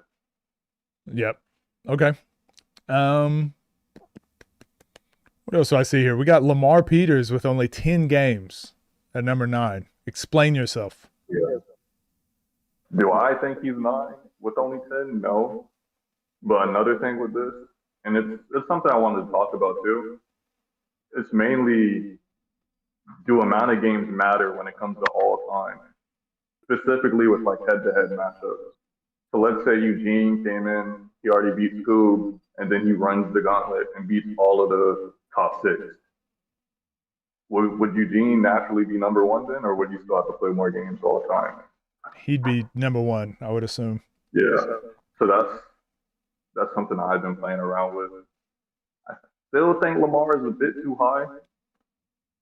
I think so only because Bruce is the only person he's beat in the top 10, right?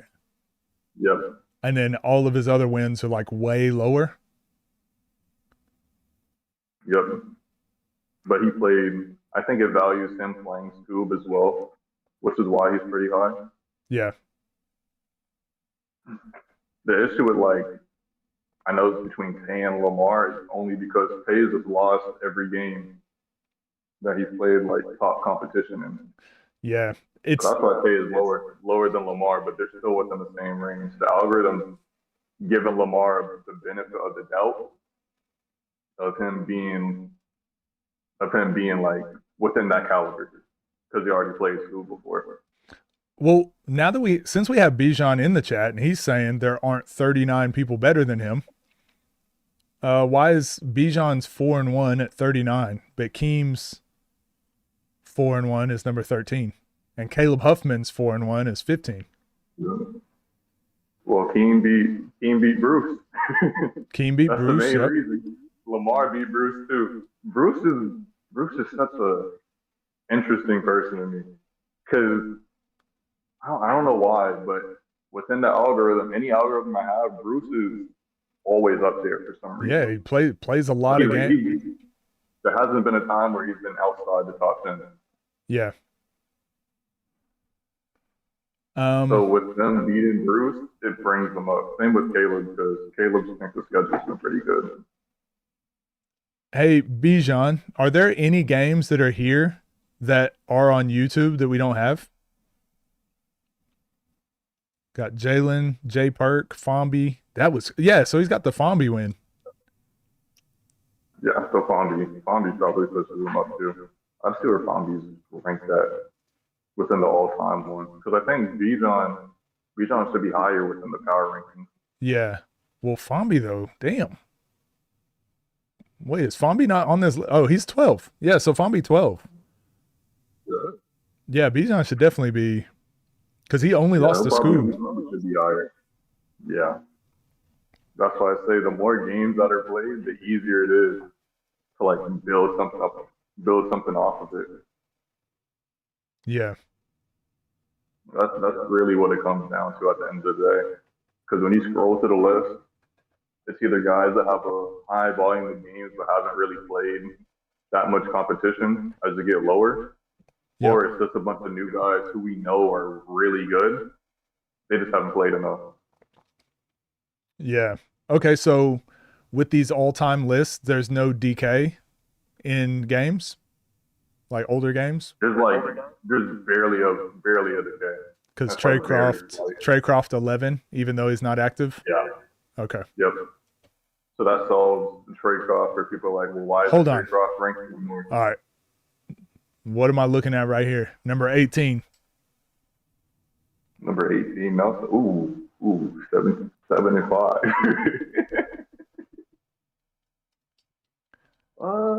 And then Terry Hosley. I guess he did beat Scoob, didn't he? Scoob. Well, he also has a. I'm not trying to spoil you though. Is that fine? No, that's all right. Nah. That's okay. all right. He has a really good win.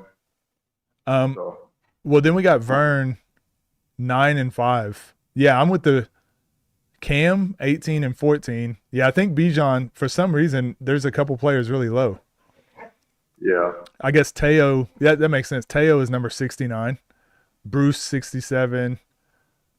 Bijan, 39. Yeah, so it looks like some of the 4-1 guys, it's just not weighting properly. It's not weighting. Yeah, it's not weighting them being up as high as they should.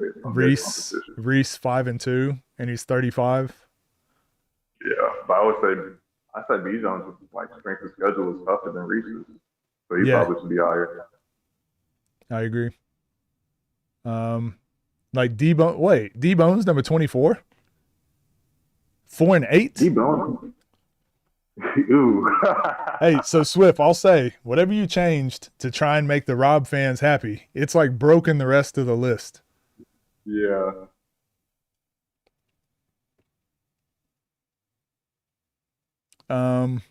But I do think the top 10 is pretty close. I think the top 10 is pretty accurate.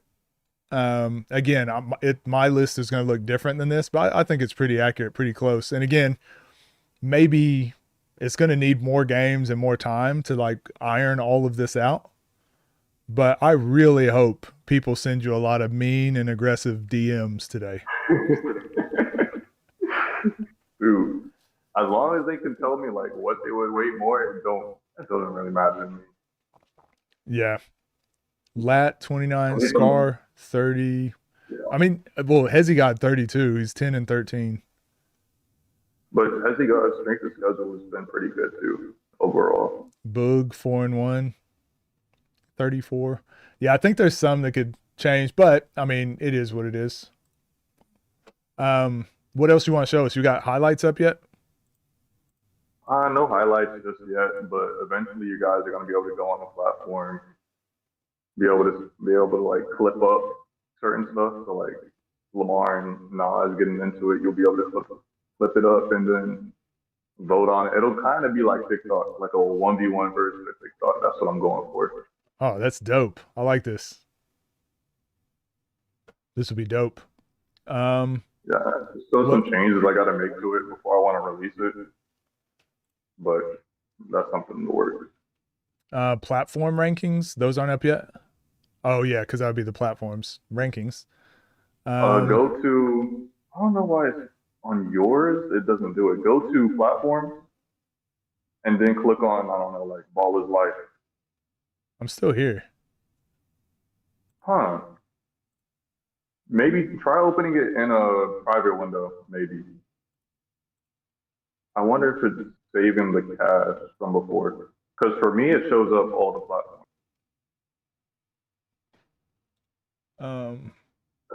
I think someone else was having this issue before too. But we have close to 30 platforms on the site now. Close to how many? What? Sorry? I think close to 30 platforms. Oh, damn. Like out of everyone on the scene. Yeah, it's not adding for me. Huh. And I logged out. Even in a private window too? I don't know what you mean by private window. Incognito like or something? Incognito, yeah. Golly, I gotta learn computer science to work the website.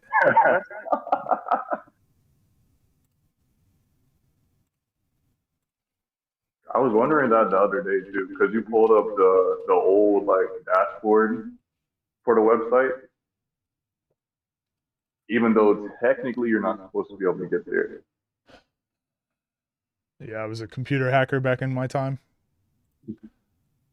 All right, so you can see what I'm looking at now? Yeah, I can see. Go to the main page. Still nothing. I'm a little bit behind. I think it's. Huh. I think your platform's broken. I don't know why. I'm on it right now on my computer. How convenient. But basically on this page, you're able to see all the platforms. You're going to be able to go through their videos and click on their. You can see all their events, the players, the rankings by the platform. So, like on Ball is Life, Nas is 8-0 on Ball is Life, so he's number 1 right now. So, I think that's a cool idea. Yeah, I think just having more data and more different ways to look at the data is such a good idea. So I've gone to oh yeah, smaller. Do losses on smaller platforms matter? That's what I want to ask you.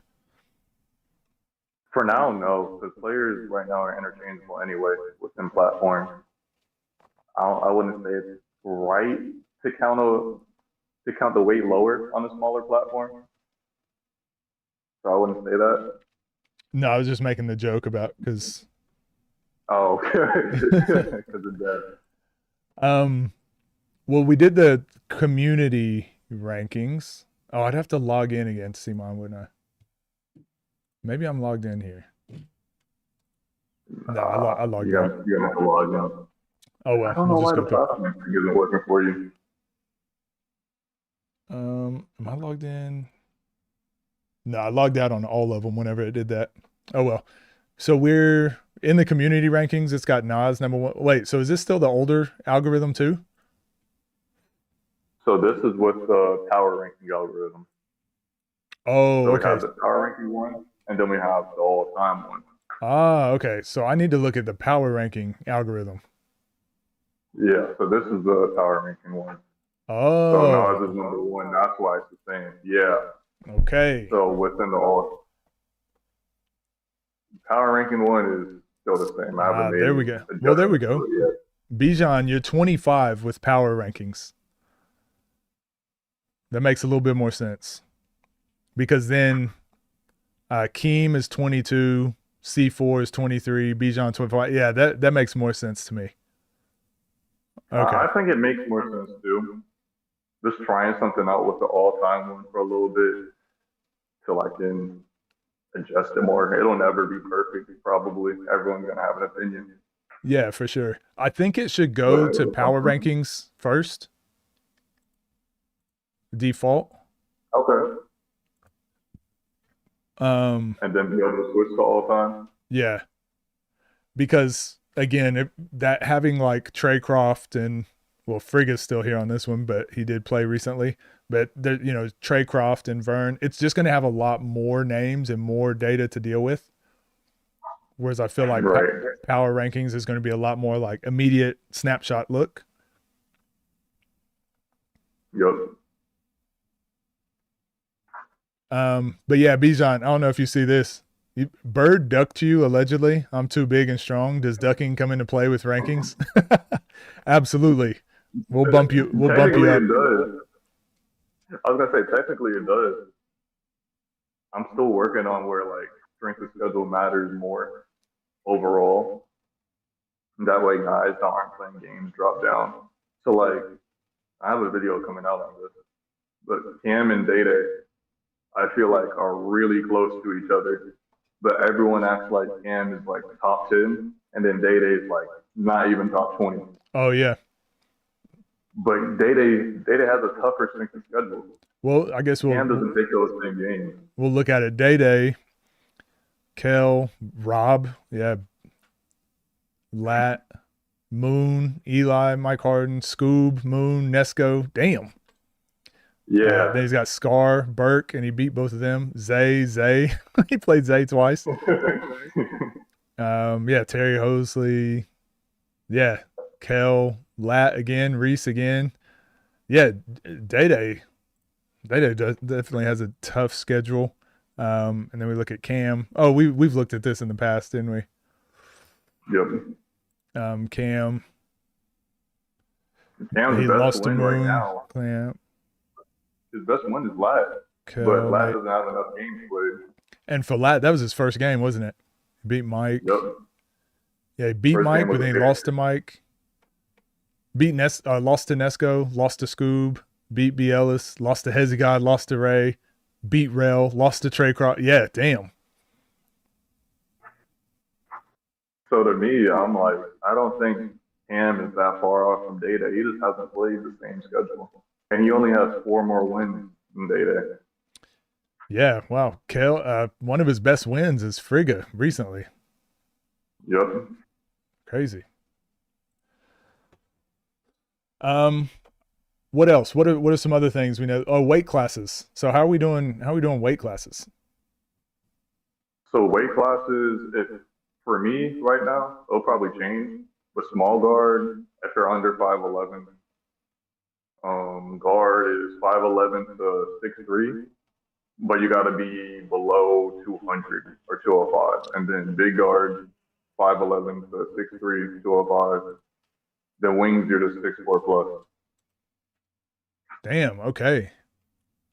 Okay. I see a lot of guard only because, like, I don't know the heights and weights of all of these people, so that's why most of the people are in guard. So I'm probably gonna need some help with that later on. Well, I guess the tough thing is, like Nas, he's got to be like 240, right? Sure, I didn't know he was like 215, 220. 30, maybe two. I don't know. Actually, 6'2". Nas used to be bigger. He used to be bigger, but he dropped. Like he's went down a lot. Yeah, it's gonna be tough getting the heights and weights because how much they lie about both of them. Yeah, And that's just basketball overall too. Like Yeah. college basketball, Bronny was listed at 6'4". He goes to the NBA and now he's 6'1" somehow. Yeah. Well, I guess I will say the best thing, like I said, next best step, it's not impossible to get the heights and weights. So the next best I've step. actually thought through. Oh, my bad. The next best step is just having it. And now that we have it, at some point, if we ever really wanted to weigh the players, like do weigh-ins, we could always. It's not that hard to do when they do the face-offs. Yeah. If they ever wanted to add it. Until then, I think just having it broken up, like pretty close to what it is fine. Because I don't think there's really much difference in a small guard playing a guard or a guard playing a big guard or big guard playing a wing. You know what I mean? As long as it's like one class over. But there's definitely a difference between small guard and wing. Definitely a difference between small guard and big guard. So it's like, okay, so now we can probably over the course of the next couple months slowly get it to where it's a little bit more accurate.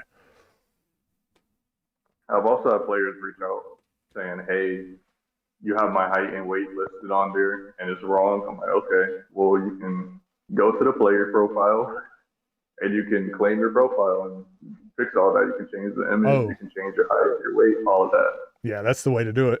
Yo, what up, Davo? We got Davo in the chat as well. We got Davo here too. Davo, yeah. I noticed Davo had like lightweight, light heavyweight, like welterweight kind of thing. Honestly, I don't know all that. I'm not sure if it's even necessary within basketball, only because height is the most important thing. Yeah, I agree. I think height matters more than weight, honestly. So I'm not sure if that's exactly important, but yeah. Yeah, I think height in basketball, height and wingspan probably is more important than weight, because weight is going to be an advantage and a disadvantage. It's going to be an advantage, but it's also like if you're adding weight, you're lifting weights. To me, that's like another skill that you're adding. A player shouldn't be rewarded for not lifting and then playing like a lower weight class. Like Ty Glover is like pretty slick. He'd be like in a guard category. You know what I mean? Because to me, height and wingspan is probably more important. Yeah, we got to get Ty Glover versus Left Hand Dom. That's the matchup. Yeah. What's my weight class? We don't have one.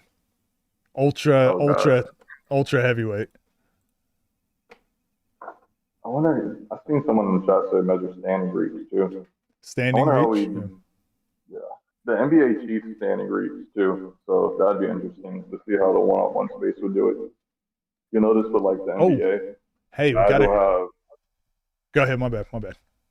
I'll say guys will have like, you have two guys the same height, the same wingspan, but one guy will have a standing reach 3 inches or 4 inches shorter, which is weird. But it makes your vertical look way better and all your other metrics better. So yeah. Someone in the chat just said, wait, hold up, because some of those games don't count, and the players said so and agreed on it. I thought only games to 30 counted, and 3. I thought your pay-per-view games are the ones that really matter. What games are you talking about necessarily?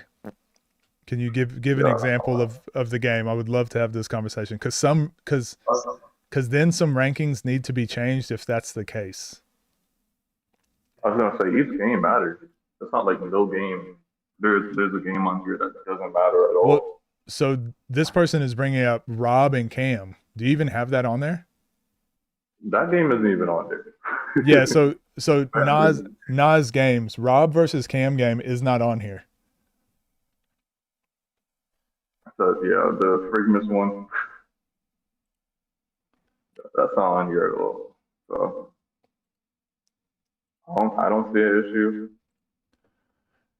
Yeah, so unless someone wants to count it, but yeah, the Rob Cam game isn't on here. So I don't know what 29 game win streak is insane. I know. It's crazy. Yeah. No one would even know that. And that's another thing. Like with Rob, I know everyone's been saying Nas hasn't been playing or like Nas is sucking. Rob barely played last year. But not until now, you're hearing that Rob doesn't play enough, which is interesting to me. Yeah, I definitely think the narratives have changed a little bit with these rankings, and hopefully not in a bad way. I just hope just more like, again, 29. Someone said it yesterday. Why is Nas? Oh, Scrappy, when we were having the conversation, he was like, "Why is Nas allowed to be number one and doesn't play, but Rob isn't?" It's like, well, I mean, a 29 game win streak is like pretty. That's a huge outlier.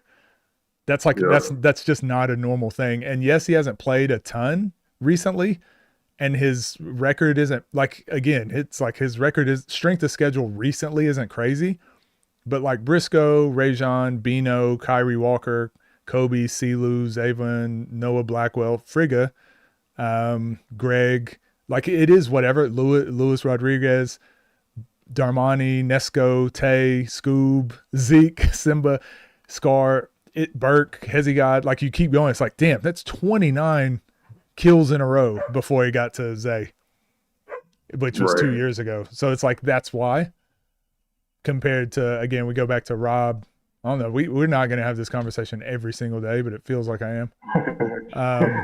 But for Rob, it was just like it's Greg. He's a 1 game win streak, and then DA. Then probably the most important win, I would still say, is Zay. But it just doesn't outdo Nas's 29 game win streak, I don't think. I don't think it does either. But I think people are very selective about how they do rankings. Like, they like to pick and choose when things matter and then when they don't. So when Zay beats Nas and Scoob in what, like 2023 or something like that, everyone holds that same weight of Nas and Scoob now versus how they were back then. Because if that's the case, well, I guess Terrell is on one of the twins. I guess Terrell is one of the top 10 now because he and Nas went to a draw basically. Nas stopped playing, so.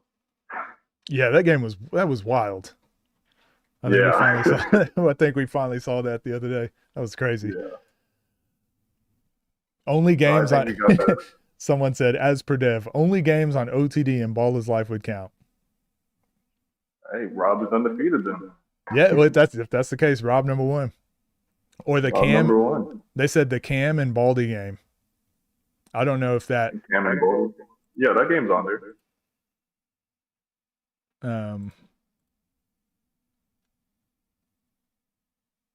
And those games are weird too. So right now I'm just focusing on getting the games in first. Yep. And then I can go back and tweak everything later. But that game didn't have refs. Same with the Frigga Cam game. Yeah. So eventually I want to go back and say, okay, well, maybe we should count these games because there were no refs, or we shouldn't. But then a bunch of the TNT guys, at least right now, a bunch of the TNT guys wouldn't have, they wouldn't have games that are counted for them at all. Yeah, C4 would only have like 2 games, right? Yep. Yeah, if we went that way. Yeah, I think the most important thing, get the games in, and then it allows for these conversations. And I do think the conversations, even yesterday, talking with Scrappy, that's why I love having the arguments and the conversations. My list gets better and better for myself the more conversations I have.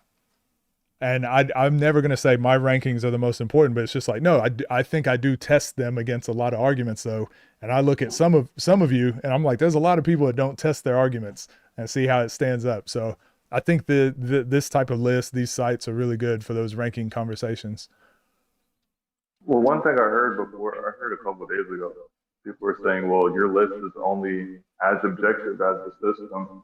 I'm like, yeah, but that's with every system.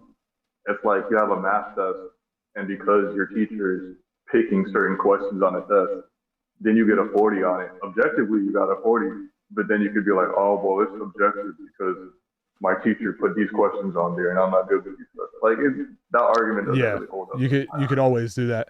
Someone just asked if the loss to Joseph Lewis is on there for LP, and it is because Davo counted it as a loss. Said it was a loss. Yep. Your list is still the best. What's your list, Leonid? I think you said it yesterday. Games with refs should be the only games that count. As me and Swift were just talking about, if that were the case, there'd be a lot of players that wouldn't be ranked because they would have very few games. So I think at the moment, pretty much what Swift said, get the games in first. The rankings are going to be a little wacky for a while, but the more games, the more times people are playing a 30, the more times there's refs, the more data you have, then the more accurate it gets. So it just gets more and more accurate the further we go. And it helps me out a lot too, because then I can tweak more things within the algorithm. Yeah. Like I didn't know till yesterday that Teo was what, like 12-1 or something like that on whatever platform. You know? Yeah. Like, I didn't know that at all. Ready to Hoop platform. Yeah, so Teo is probably going to jump just because he's played a bunch of more games up there. Yep, I agree. What else was there? What else is here? Awards? Is this the weekly awards? Yeah, so we're doing weekly awards. So player of the week, game of the week, platform of the week too. Oh, this is dope. I'm definitely going to be using this whenever we go break down our videos now. We'll go to the player of the week and make sure we watch that game. I did see someone was talking, everyone was telling me to watch this game versus Zoe. That game's a really good game. But it has the score there, so now I know who won. Yeah, and it says what happens. Yeah, I'll watch that one for sure. Game of the week, pretty dope. And then monthly awards, that will just be based off of like the games of the week. Yeah, games of the week, and we'll go from there unless one player or platform does something that's like insane, I guess. And this is only counting one-on-ones right now. Otherwise, Rob would probably be player of the week, I would say. He had 89. So. Yeah, crazy. No, we're not. I think someone in the chat say Cash Nasty. We're not counting those. we can't count those games, man.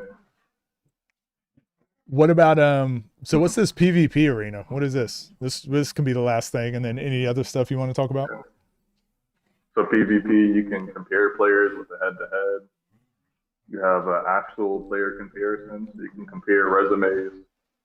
The Matrix is like a multi-resume comparison. It's not as detailed. And then you can somewhat simulate matches and get predictions on who's going to win based on the history. Okay, so this kind of combined the resume, the comparison thing, but now with the arena battle thing. Oh, the arena battle is coming soon. So that's not little bit of a secret. But a secret? Didn't I see that on get posted or something today on a story? Yeah, a little bit. It's coming soon. If you saw the story, you saw the story. What was it on? Was that on your Instagram? Was that on Trees? It was on mine and Trees. Oh, speaking of Trees, me and Trees are not the same person. Yeah. For some reason, everyone thinks that me and Trees are the same person. We're not. We collaborate with each other. I don't know. I've never seen y'all in the same room. One day you will. Maybe a one-on-one. I don't know. Bijan against Keem. Bijan, what do you think? Are you still in here? What do you think about that matchup? Dude, Bijan gonna say line it up. He's a gamble-holic. He'll put money on it. That's the problem. He needs to get that looked at. Oh, Bijan, we were watching the Pure Ones game earlier, and everybody was talking about who's that dude wearing open-toed sandals with no socks. That's Bijan. That's Freaky B. Keem is impacting the community more than Bijan right now? Whoa. I don't know, man. Like I said, Freaky B out here walking around with his toes out. Keem ain't doing that.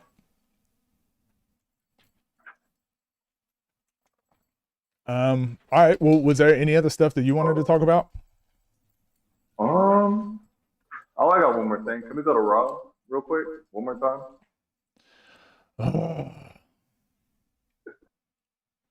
Yep. Here we are. Rob. What's up? So if Rob's out there, I just want you to know that Airdrip is his biggest fan. Dude, Airdrip is in 4 Discords, and he just nonstop promotes Rob. That's all he does. That's all he does in all 4 Discords. It's insane. That's his favorite player. Insane. He was So mad shout out that to Andrew. he was mad you didn't have him number one. He'd sent me a message about Yeah. that. He was pretty mad. He actually told me to change the algorithm. Just to put him at one. I'm Yeah, going to man, your what's your YouTube again? Is it just Swift Hoops? Oh yeah, it's just Swift Hoops. So you guys should go support Swift. Go like, subscribe over on his YouTube page here. Because he does put in a lot of work with these rankings, and this is where we get a lot of our conversations, like data that we're using in the one-on-one scene. Like we get a lot of that from here. So even if you disagree with him, please jump in his Discord and argue with him. Tell him why he's wrong. Like please go do that. Go support. And he is willing to hear your critiques, and if there's anything he needs to change, he'll have a look at it. I do not duck any smoke. If you got an issue, you don't duck. You can come talk to me. Pull up to the Discord, and we can have a conversation. I appreciate it. Appreciate you, man. Anytime you want to hop on and share some stuff about the website or your YouTube channel, or you just want to talk or whatever, feel free. Yes, sir. Yes, sir. Thanks for having me on. Of course, man. No problem. I'll see you. We'll probably talk later. All right. Peace, y'all. Guys, look at that. 2 streams in a row, 2 conversations in a row. It's really happening. We're becoming a little community hub of one-on-one basketball discourse. I love it. We don't need that. So, chat. Did I miss anything today? We went for 3.5 hours. Did I miss anything today? Do I need to cover anything else? Rob 13-2. Don't got the cash net. Oh, that's what he was talking about. Quality internet, no lag the whole time. Didn't solve world peace. True. We're still working on that. That's going to be a month-long project. Are there any things that you guys would like to see more of in stream? Now that I know the internet's stable, and the reason I wanted to have conversations over the last couple of days are just for if I end up having interviews, like player interviews and things like that. I think it's really dope. So I've just been kind of experimenting a little bit.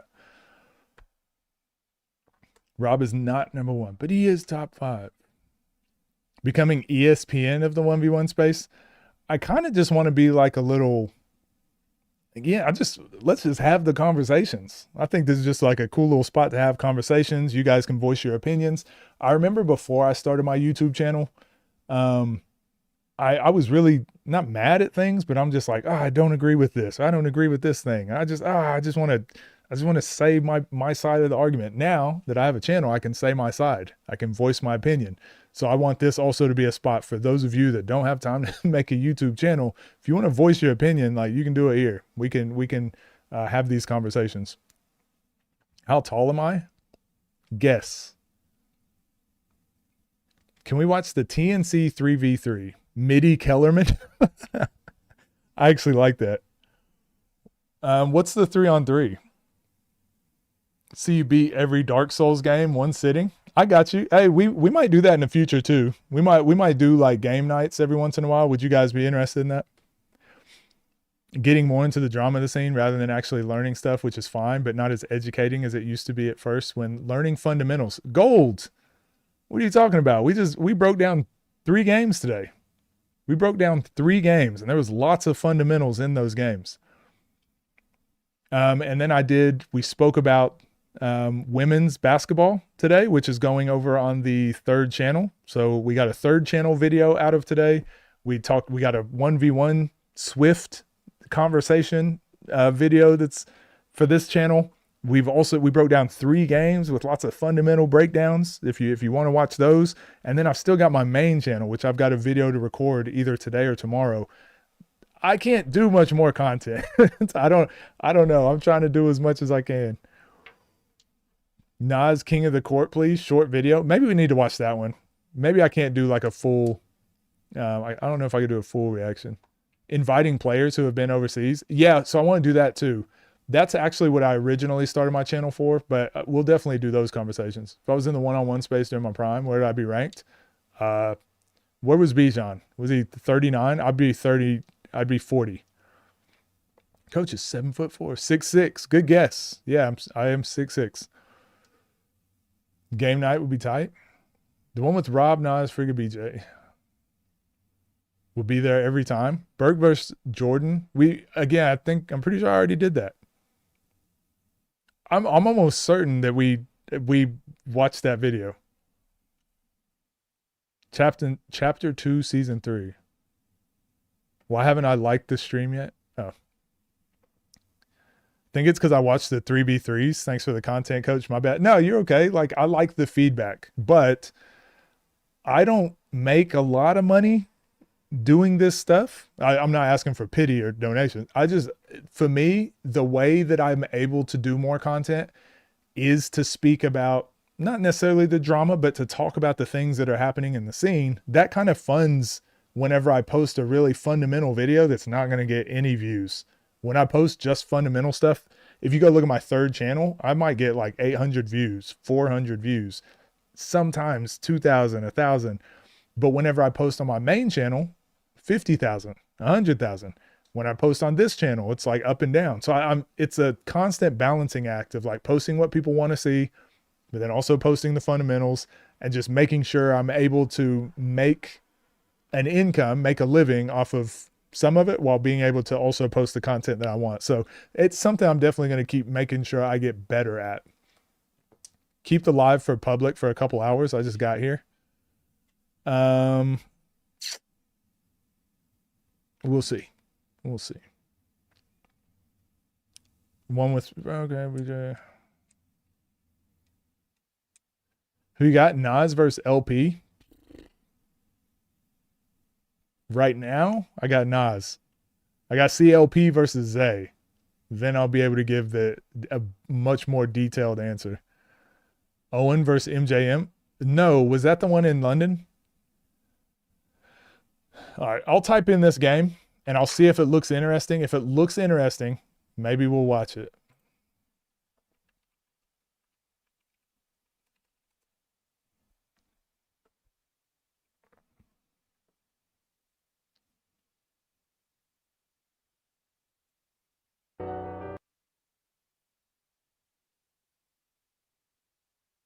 It wasn't this game?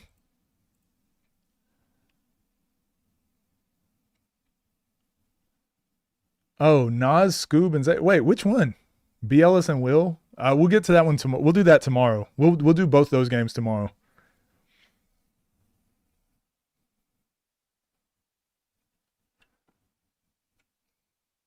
Guys, y'all aren't doing a good job. So it's not the off the dribble one. You said TNC.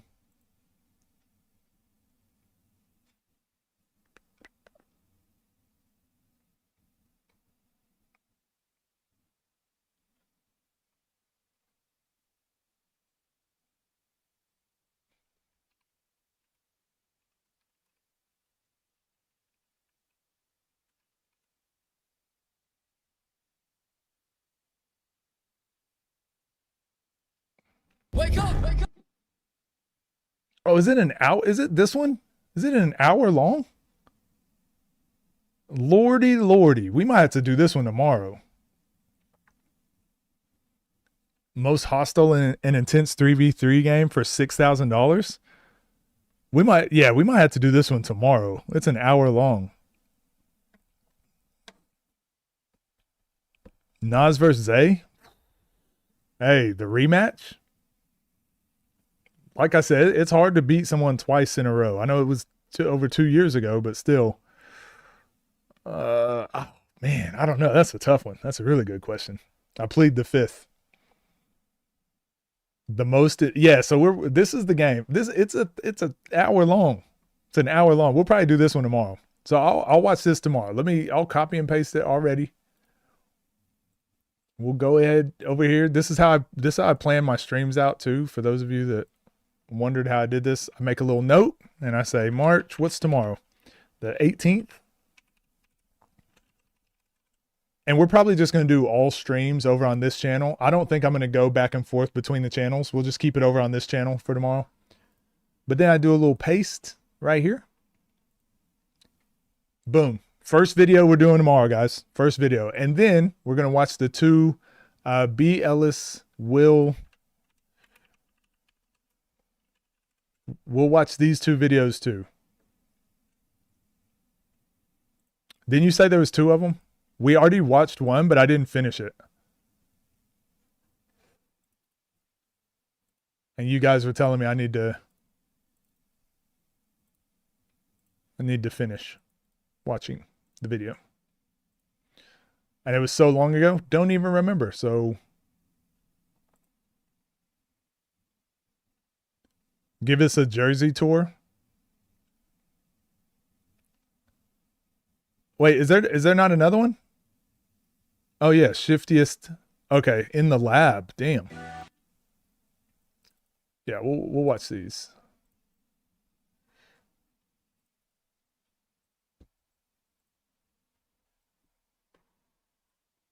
All right, yeah. So that's 3 videos tomorrow that we got. Okay, look. Chat saying I don't care about you. I care about you guys. Okay, all of these videos. Oh, it's over here. All these videos that we got in this little box over here. That's for you tomorrow. Okay. Trey Croft versus Scoob. I don't think I've seen that.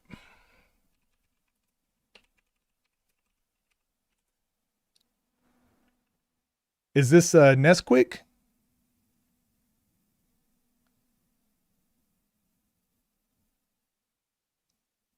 Been wishing for times like this. What time is the live? It'll be same time again tomorrow. So I'm going live every day pretty much at 11 a.m. Monday through Friday. Sorry.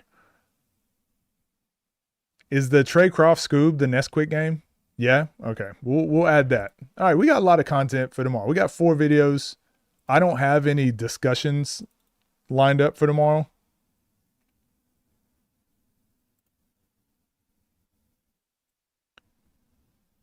So that should.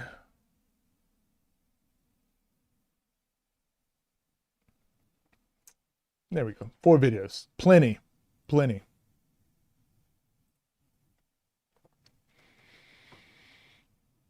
Second or third channel. I'm going to keep all the streams on the same channel. So we're going to stream every day over here at 11.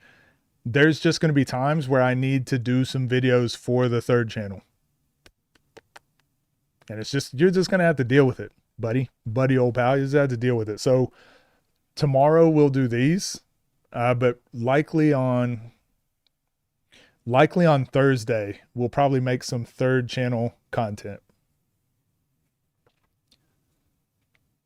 House of Highlights posted a King of the Court with Nas in it. And that, you said that was just today?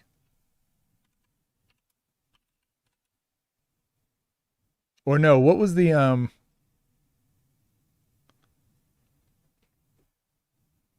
someone said Nas and Brickley did a workout. That's what it was.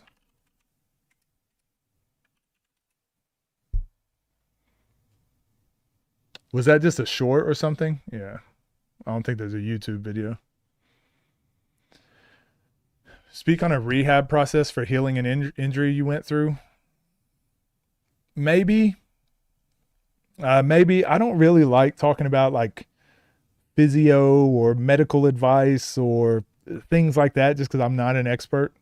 So what I personally did probably isn't what is recommended for most people should do, but maybe I could talk about that a little bit with a lot of disclaimers. House of Highlights YouTube.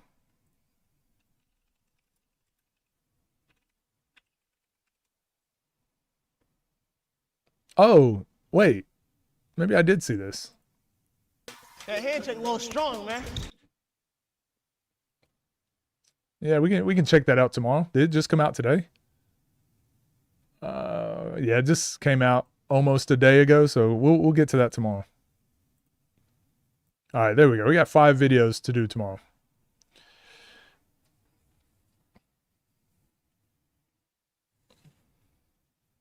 No, what was that? Gold. So what was that video?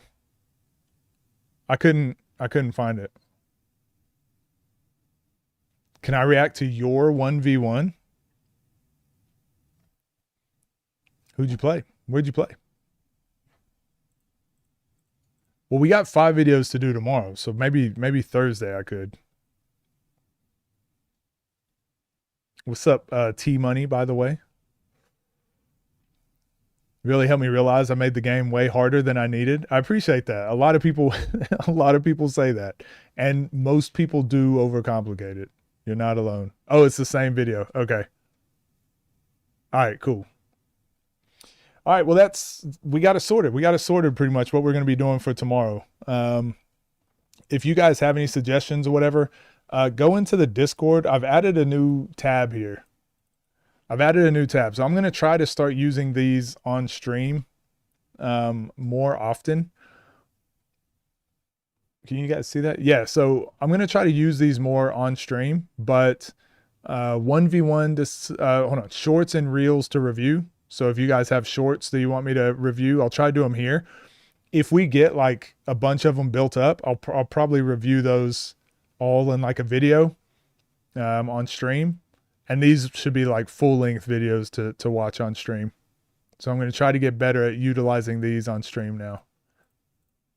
Because I don't think you can send links in the chat. So that'll be a place if you want to send through videos, you can do it there. Very toxic game.